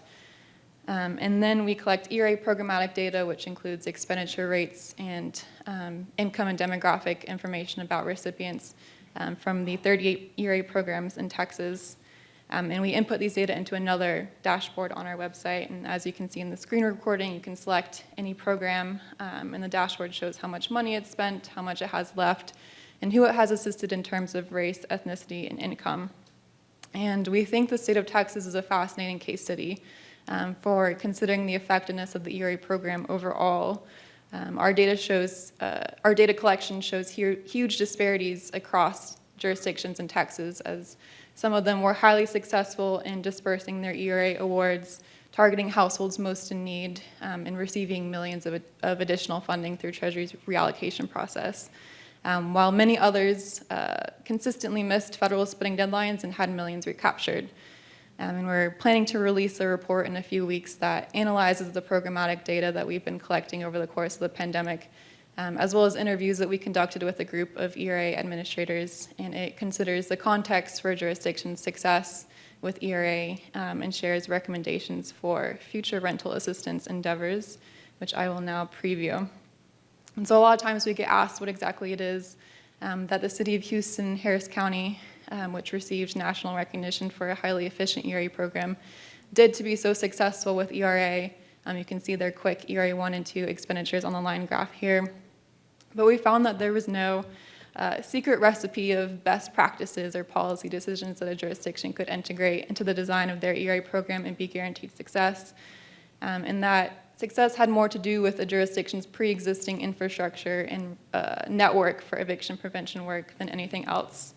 Harris County had pre-ERA experience administering rental assistance programs and had the infrastructure to do so already intact by the time ERA came down the pipeline. And because of the flexibility of ERA's guidelines, was able to recycle existing systems and partnerships to disperse ERA. And Harris County had a pre-existing network of community organizations who were already used to partnering with the county on eviction prevention work. And finally, it had a political structure that was amenable to this kind of work. In terms of political ideology, Harris County is progressive enough that local leaders are willing to address the eviction crisis. And in terms of capacity, it has the staff resources to do so effectively. But the jurisdictions in Texas that struggled with ERA were those that lacked these pre-existing conditions. Smaller cities and counties in Texas struggled enormously with administering ERA because they didn't have an infrastructure already built up. And many of them didn't have a network of community organizations they could employ to outreach or help process applications for the program. Some of them, like Hays County, which is just south of Austin, had local elected officials who had no interest in the mission of the program and actively set up barriers to its success, like mandating the collection of burdensome documentation not required by the Treasury. Programs on the Texas-Mexico border, like Laredo and Hidalgo and Cameron counties, experienced unique challenges, like how to accommodate applicants with informal working and leasing arrangements. And absent guidance from Treasury as to how to address their unique challenges, were often forced to operate under uncertainty. To give an example scenario, sometimes a tenant's landlord lived across the border in Mexico and had no way to provide documentation that only existed in hard copy and didn't have access to internet or fax. And ERA administrators wanted to be flexible in these scenarios by allowing self-attestations, and they did, but they sometimes fear that they took these flexibilities too far and worried about accidentally violating federal guidelines because they lacked clarity as to how to act in a certain situation, but also were really feeling the pressure to get money out the door quickly to those in need. So how can we learn from these successes and challenges that jurisdictions experienced under ERA and make rental assistance initiatives more effective in more places in the future and not just some? The jurisdictions that were the most efficient in dispersing ERA in Texas were those that, because of flexible federal guidelines, were able to recycle pre-existing infrastructures and partnerships. However, flexible guidelines sometimes translated into ambiguity for jurisdictions who lacked rental assistance experience or who were dealing with regional or cultural challenges that were too unique to be addressed in a general FAQ guidance. And they were not enough to push politically conservative jurisdictions in Texas to engage in effective eviction prevention work, which is unlikely to happen without stricter and more direct communications from the federal government.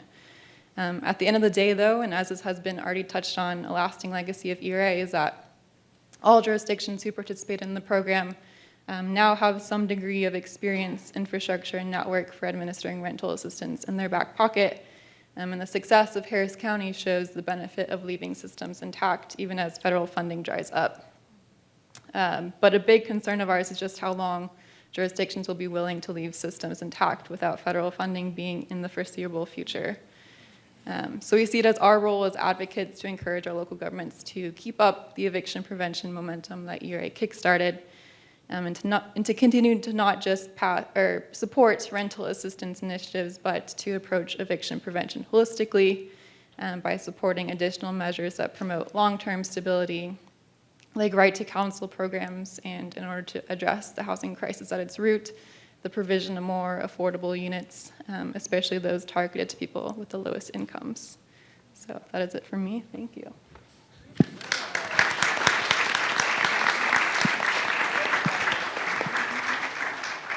Excellent. Thank you so much. Those were excellent presentations, and the work you've been doing over the past year has been phenomenal.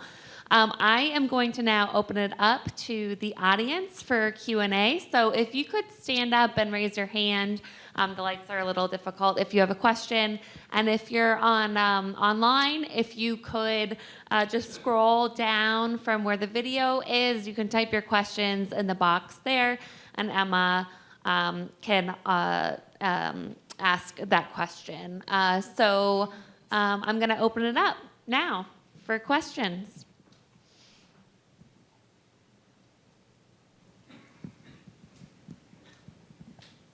Yep, I see one over there. Hi, Emily. DC, and I also work with Susan. I thought of this because Lee had said we're inundated and overwhelmed, and I think that's something we say a lot, and I'm sure everyone experiences that here. So I was kind of wondering from you guys and all your experience in making these programs permanent in a lot of places, how have you thought about sustainable practices for your agencies so that you can best serve your communities that you're working with? Well, I know for us, it is part of that partnership conversation. So the county came to us, I think, not thinking how much they would end up leaning on us, but just because we had a lot of locations. And we've been doing, housing work for the last couple of years, but there's some other agencies in our county who have been doing it since time began, Salvation Army, Cooperative Ministry, other places. And so spreading that around, giving everyone access to, some sub-grantee funding to be able to replicate this program so that the people are able to go, where it's closest to them, where it's familiar with them, whoever has the least amount of barriers based on what their needs are. And so helping to spread that around, and so that way one person or one agency is not so overwhelmed. I think that's the best bet going forward. I was hoping that y'all would have the answer for me too, but. Great. Anyone else? I mean, I will say, even though my staff person did ask the question, she probably knows this answer, but I will also say that one of the things that we had to do for our local emergency rental assistance program is we had to go back to the Department of Human Services and say, hey, so you've said this is the percentage for our budget for the future, for this particular year, but can we talk about the work that we've been trying to do in the courtrooms and how we need to cover this in a way that makes more sense, not only for the residents of the district, but also for our staff who are overwhelmed and who really, we're up at night worrying about someone's eviction the next day. We need sustainability within ourselves as well. And so that is one thing we were able to successfully do with the help of our executive director, Marion Siegel, who was able to basically lay out to the District of Columbia, the Department of Human Services, to show we need to be able to support our own work in this way. And so, thank you to them for listening and agreeing with us, but that sort of is, it's sort of like advocating for yourself as well. Tanya? Yes, tagging on to what Susan was saying, we certainly don't have it all figured out, but one thing we're doing is, just talking, more, just plainly and honestly about what the cost is to do this work. You know, we found, you know, people, and particularly government partners, are willing to partner as long as you do everything, you know, that for free, not funded. That's a great partnership. So, you know, we're just being more deliberate and just bold about this is the cost. Can you do it for $6 million? No, $18 million. And I'm showing up at budget hearings more and explaining it's not, you know, for us personally, but this is what it costs to provide legal representation and the wraparound services and administration. And, you know, budgets are moral documents. That's a reflection of how you value us in the community. So, you know, we're just kind of moving away from we're glad to come to a meeting or do this or do that or talk with so-and-so. No, we need to be very honest about what the cost is and putting it back on our elected officials and persons or organizations who want to partner with us and say that your investment, in a sense, is a reflection of how you value our community. Can I piggyback on that just a little bit and say, in those conversations that you have to have in saying, we need more money and this is what we're doing with it, I think you also have to be willing to say, okay, if you're not going to help and give more money to our agency for whatever work we're going to do, then we're going to have to cut back on something. We cannot keep going at the same capacity, at the same level, because burnout is real among social service agencies. It's real among, I'm sure, all of our staff. And I'm not willing to lose my fabulous group of people in order to maintain what we've been doing, even though you think it's great. You've said it's great, but you know, pony up. So, you know, be willing to say, okay, then we need to, we're going to cut back. We can't do everything, and we're not going to continue to do it. We're not going to sacrifice our staff. And then let the community come forward and be like, wait a minute, hold on. They used to do this, or you used to do this, or this was here, where did it go? Well, they can't because they don't have any money for it. Who's supposed to give them money? Well, we are. Great, do that. You know, so sometimes have your community members help advocate with and for you for that funding. Yeah, that's a great call for advocacy. I'm putting on my advocate's hat. But yes, encouraging folks in the community to go and make, you know, if they're benefiting from these programs, to share that, because you're right, the work you're doing is great and you need resources to do that. So I can take more further questions from the audience. Yep. Hi, my name is Henrisa. I work for Centro Legal de la Raza in California. My question is for Tanya Myers-Phillips. Thank you so much, all of you, for being here, by the way, today. I think you mentioned that one of the goals of your program was to train residents on how to tell their own stories. Could you share more about how you did outreach for that and what that entailed? Oh, that's a lot, but thank you for asking. One, collaboration, you know, and said I'm the legal policy person, you know, so I do want to again acknowledge my friends, my sisters in the struggle here who are organizers. So we recognize we need a large toolbox. You need your lawyers, you need your organizers, you need residents. So in our Big Tent Coalition, you know, we're mindful of who is at the table. And we work with organizers, period. You know, so when we're coming across individuals who are sharing their stories or want to share their stories or going through the experience, the first thing I do usually is say, okay, well, Detroit Action has a meeting, Congress of Community has a parents group. You know, some of our other member organizations who aren't here, we promote and cross-share each other's events. And we route them to a specific place with a specific person. Here's their email, show up. And then when you're there, you know, there is specified training for people who are, you know, interested in giving public comment. You know, we give them a 2-minute coaching lesson because our public comment period is usually literally 2 minutes. You know, how to get what you want to say across in 2 minutes. What happens if you're going to get cut off?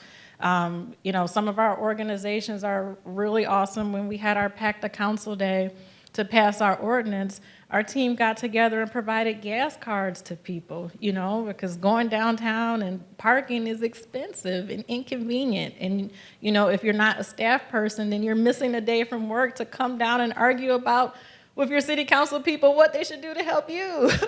So, you know, we just try and be mindful of those things to provide whatever little support we can and get people in organizing spaces, you know, and everybody knows their role. So again, with the resident leading and training and organizing piece, it's like 5 organizers that we work with. Where do you live?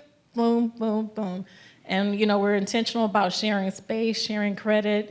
There's enough work and advocacy out here for everyone. So I hope that's a little tiny bit of answering your question. That's great, Tanya. Thanks.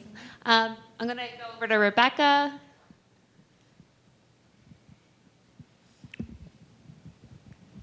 Yes, hi, my name is Heinrich Gysi. I'm from Milwaukee, represent the Apartment Association, so one of the few people here who represents the housing provider side of the story. I was very pleased to hear from Susan Jacobs about the efforts they've made to reach out to landlords, which I think is one of the things that's missing a lot. What we did in Milwaukee, we've got a good cooperative group with legal aid, with tenant resources. Recently, I set up a 3-hour roundtable between landlord attorneys, housing provider representatives, and the legal aid and legal action attorneys who do the eviction defense work. We've had a program for 6 or almost a year now that's been going on in that fashion. So that proved very, very valuable from the standpoint of getting some interchange, between the two sides and getting some cooperative efforts, because as has been mentioned, the key thing is not to have the eviction filed in the first place. Something else I'd like to throw out for all of you to consider as you're potentially pursuing work on right to counsel. There is unfortunately a drawback to that. One of the big things that right to counsel can do is gain a tenant more time. They can delay the case, which is good for the tenant, and they can seal the case, and all that's fine, but it inevitably results in at least another month's rent lost by the landlord. What's happened in Milwaukee is, unfortunately, I have a client with like 200 units. He's seeing the effect of more defense for eviction filings. And of course, they're 90% non-payment. I mean, people don't get evicted for too many other reasons other than non-payment. So what has he done? He has doubled his security deposit requirement, which is really tough, especially on low-income tenants who need to come up with that kind of money. So from our viewpoint, instead of just giving all the money to the lawyers, and I'm a lawyer, I don't think we need it as much as perhaps a mom and pop landlord or as a tenant. So these programs should build in, I think, some assistance for payments when there is a right to counsel case. Tanya or Susan, or do you have a rebuttal or comment?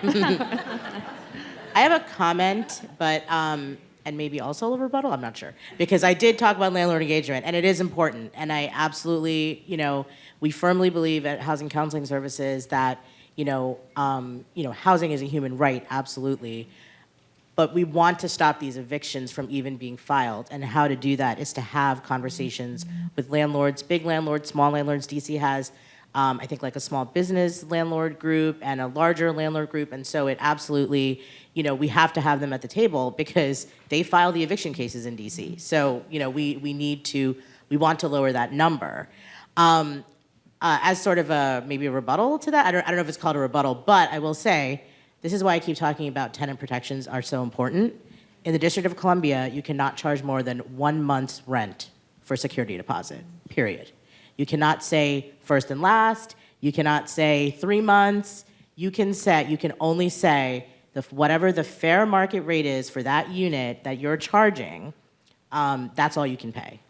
That's all the tenant can pay. And that's a tenant protection that's in the District of Columbia. So landlords cannot overcharge for security deposits. Now, they can charge whatever they want for rent, and you can say, okay, that's the security deposit amount potentially, but generally they don't do that because they're not going to find renters to come to their unit. And so I would say that's the opposite side of it. Tenant protections are so, so, so important.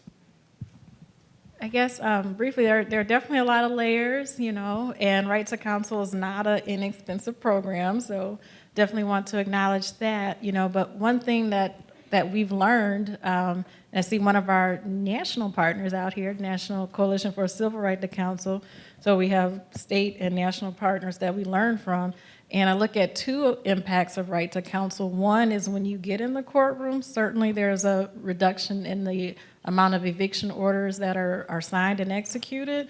But in cities that are a little further along in their right to counsel efforts, we've noticed that there's a reduction in the filing also. So there's this kind of deterrence effect for bad actors, you know.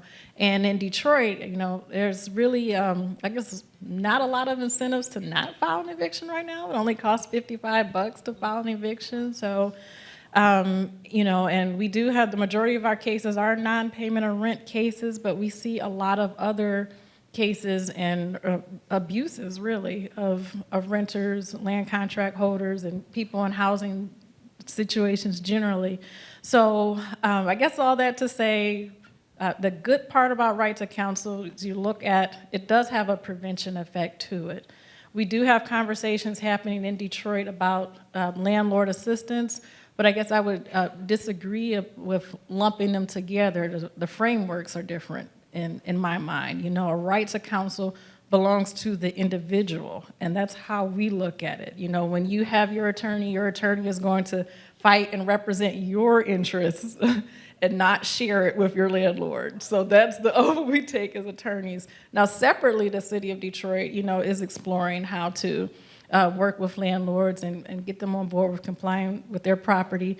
And our advocacy position there is also, you know, we don't support, you know, just as there are rigorous requirements for tenants to demonstrate qualifications for rental assistance, handing landlords money without making sure they don't take their money and kick the tenant out 2 months later, you know, after they've taken the money. You know, we need to look at things like that also, or providing incentives. If you want an incentive as a landlord, are your rents affordable? You know, we don't want to subsidize gentrification. So you know, I think there are just layers to it, I guess. And so in some nuanced instances, you know, we do support landlord assistance with strings attached, but we also view it as completely separate from the right to counsel, because that is an individual right, a legal right that belongs to the tenant, period. So, and I guess we could talk a long time about that, but I hope I've, you know, just shared some things to address the question and the point. Can I just give a quick? I think, you know, I appreciate you. And one of the things that we've done over the past couple of months is we have prioritized landlords. So when landlords came in to see us about rental assistance applications, like, I would stop what I'm doing. If I am having a meeting or whatever, I'm going to go out and see that landlord, because that landlord is trying to help their tenant. And so in the end, you are like my best friend. And I have had landlords bring tenants to our office, like literally bring them. I had one of them bring in a van. She rented a van and brought her entire tenant population to our office. And I was like, great, y'all don't have appointments, but we're making it work. It's going to happen today. And so I think there's a benefit of prioritizing landlords, to thanking landlords for what they're doing, because they do have a role to play in this process. I agree the weight is on the tenant, but you know, if you're going to help the tenant and help yourselves. And I think also is recognizing that landlords have also been through a lot of trauma in the past, you know, however many months, years. And so one thing that we have done is to, you know, reduce that stigma that we have. We've got a lot of private landlords in our community. And so, you know, if they're coming in saying, okay, we're going to apply for this assistance, but what does that mean? You know, is the government going to send me a tax letter on the end of the year? I got to pay taxes on this. And I look at them and go, listen, I don't know how your taxes work, and I really don't care. I don't care if you file, you don't file, whatever you want to do, that's your business. If you're not going to go ahead and sign this form so that the tenant can get money, that you can get money for the tenant, just tell me so that I can go ahead and tell the county that you're not going to do it, the money can go straight to the tenant. Like, I don't care what you do. It is your business. I mean, the IRS does, but me, I don't. And so, you know, reducing that stigma for the landlords and the tenants of, let's make this as easy and accessible as possible, I think has got a part that we all need to play in. Let's get rid of, you know, y'all are terrible, the house has got, you know, holes and whatever in the roof. This may be true, but how can we make it where they are more willing to help their tenants and in turn help themselves? Yeah, and I just want to add to that. That's why when I was talking about there's two different tracks of landlord engagement, what we really want to focus on is what we consider diversion, which is getting to the buildings and to the tenants before the eviction case is filed. Because we know that that can create an adversarial relationship where there might not even be one at the moment. And we absolutely want every tenant who is in court to have an attorney. I mean, DC doesn't have right to counsel per se, but we absolutely make sure everyone is connected. All of the legal resources we have are amazing in the district. And so once a case is filed, it's like, okay, well, you have to get an attorney now because that's just it. But before then, if we can get in there and we can really talk about negotiating maybe a payment plan or maybe getting some forgiveness, because we've found that landlords are willing to engage with us when there aren't attorneys present. And we don't want tenants to go to court without attorneys, because that is a completely different beast. But maybe we can talk about it beforehand. And that's what we find to be, that's why we do these pop-ups. That's why we ask Empower DC and other agencies to help us get to tenants so that we can engage in this relationship prior to an eviction filing. Because it, as Tanya was saying, it's a different beast once you get there, because that's a process that we don't have control over. And it goes on. The wheels of the court just keep turning. That's great. Thanks, all. I see Rebecca. I think there's another question in the back. All right, I'm Claudia. I have a question for you, Erin. I think you played a really unique role as kind of a data watchdog. I know a lot of programs had their own dashboards where they were trying to report on their own programs, but obviously they're under a lot of pressure to do well. So having you have this external, objective data dashboard might have changed things. And I'm just wondering, do you have any stories about how your role might have influenced programs in Texas or changed things in any way? Yeah, that's a good point, and I think we see ourselves as playing an accountability component too, just simply by asking for the data, because we found that, especially in the beginning, it didn't seem like the jurisdictions were collecting the data themselves, even though they were required. We were collecting everything that Treasury was required. Treasury was requiring of them, but it was a huge hassle to get them to compile it. Or even just collect it to begin with. And so the fact that we were watching, we hoped would send the message that they should also be watching their impact and monitoring and seeing if they are struggling, for example, to receive applications from Black households, to respond to that and increase targeting in predominantly Black neighborhoods and things like that. So I don't want to give ourselves too much credit, but I hope that we had that role. And similarly with our Court Watch program, just the fact that we were sitting in courts and we were gaining a bigger presence by collecting volunteers and word spreads that Texas Housers and its partners are sitting in eviction court proceedings. And so I think that also served as some encouragement for eviction court judges to abide by, for example, a Supreme Court order in Texas that mandates an abatement of an eviction case for a tenant who had applied for rental assistance, because pretty much the major finding in our Court Watch program was that eviction court judges in Texas kind of interpret the law in their own way. So just the fact that we were there and they knew that we were there, we hoped had an impact. Great, thanks, Erin. Emma, let's turn it over to you. Thank you. We have a lot of questions about landlord engagement, so you all spoke a lot about that, and I appreciate it. Another question we have is from Matt Hill, who asks, one tension we face in Maryland is that we want to stop the eviction cases from being filed, but if we have a diminishing pool of funds post-ERA, how can a more limited pool of funds be targeted to prevent evictions pre-filing? I'm curious if any of you all up there are working on this issue and if you can speak to it.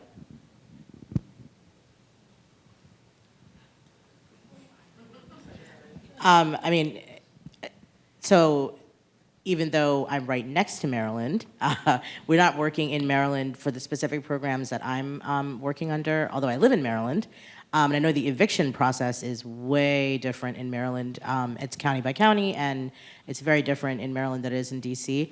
I will say that some of the things that I talked about, I think, if you lower barriers to access, such as lower documentation requirements, DC had self-attestation for virtually everything, even for our local ERAP program.